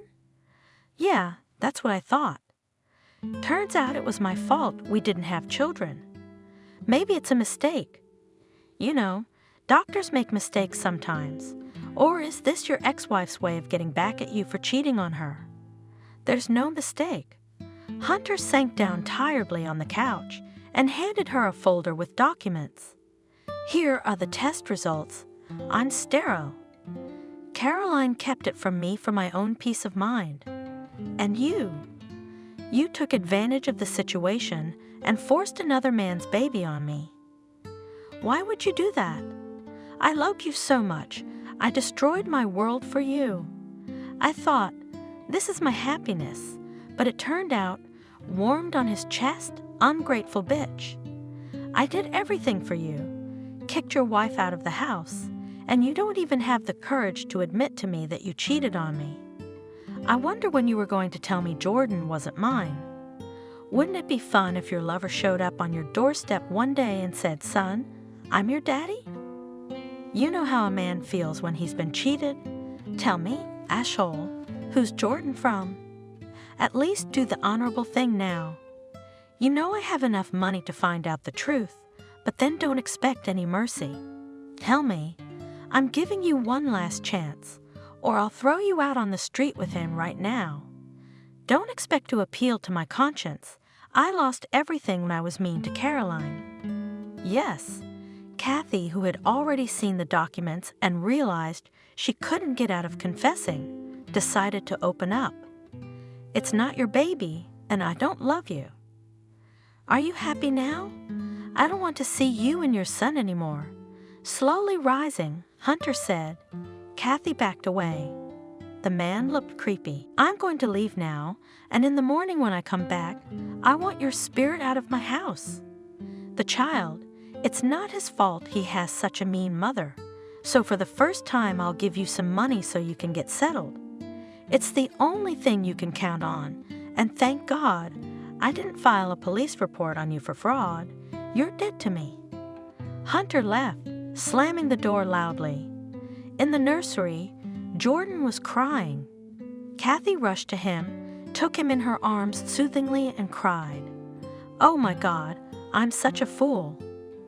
Everything turned out so wonderfully, Hunter didn't even question that it was his baby. And now what? Where will I go with my son? Back to my mom. I can't believe it's all fallen apart.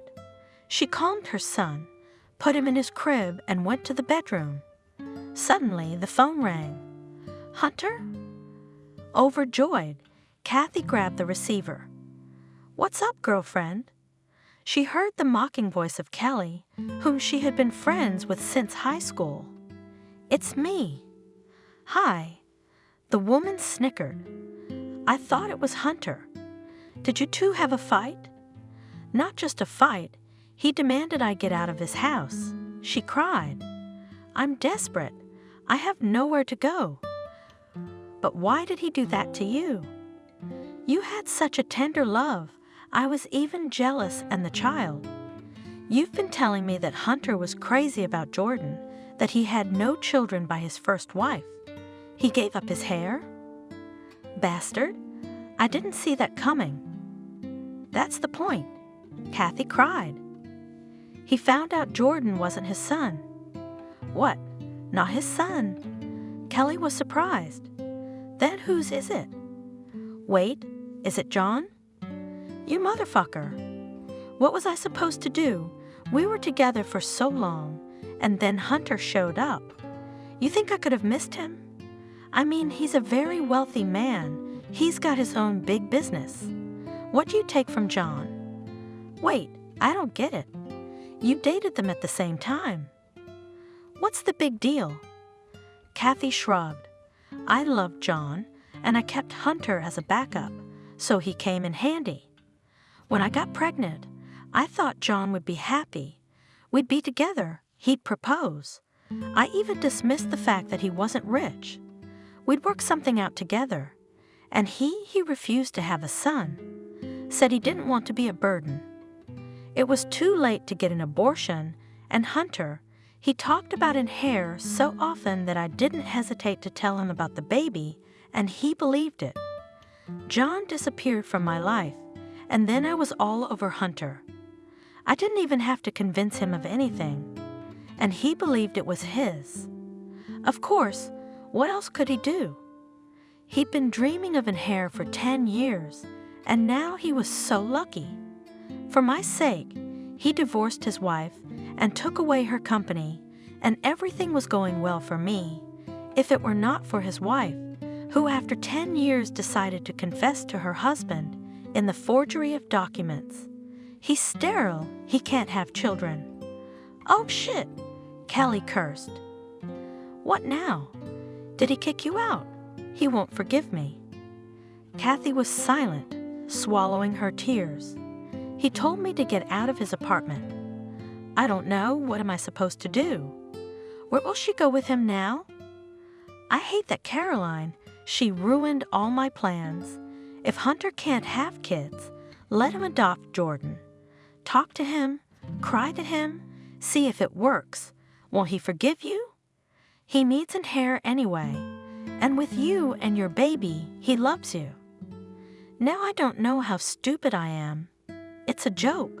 Stop crying. Wait till morning. Can't you seduce a man? Wait for him. Meet him in nice lingerie, set the table.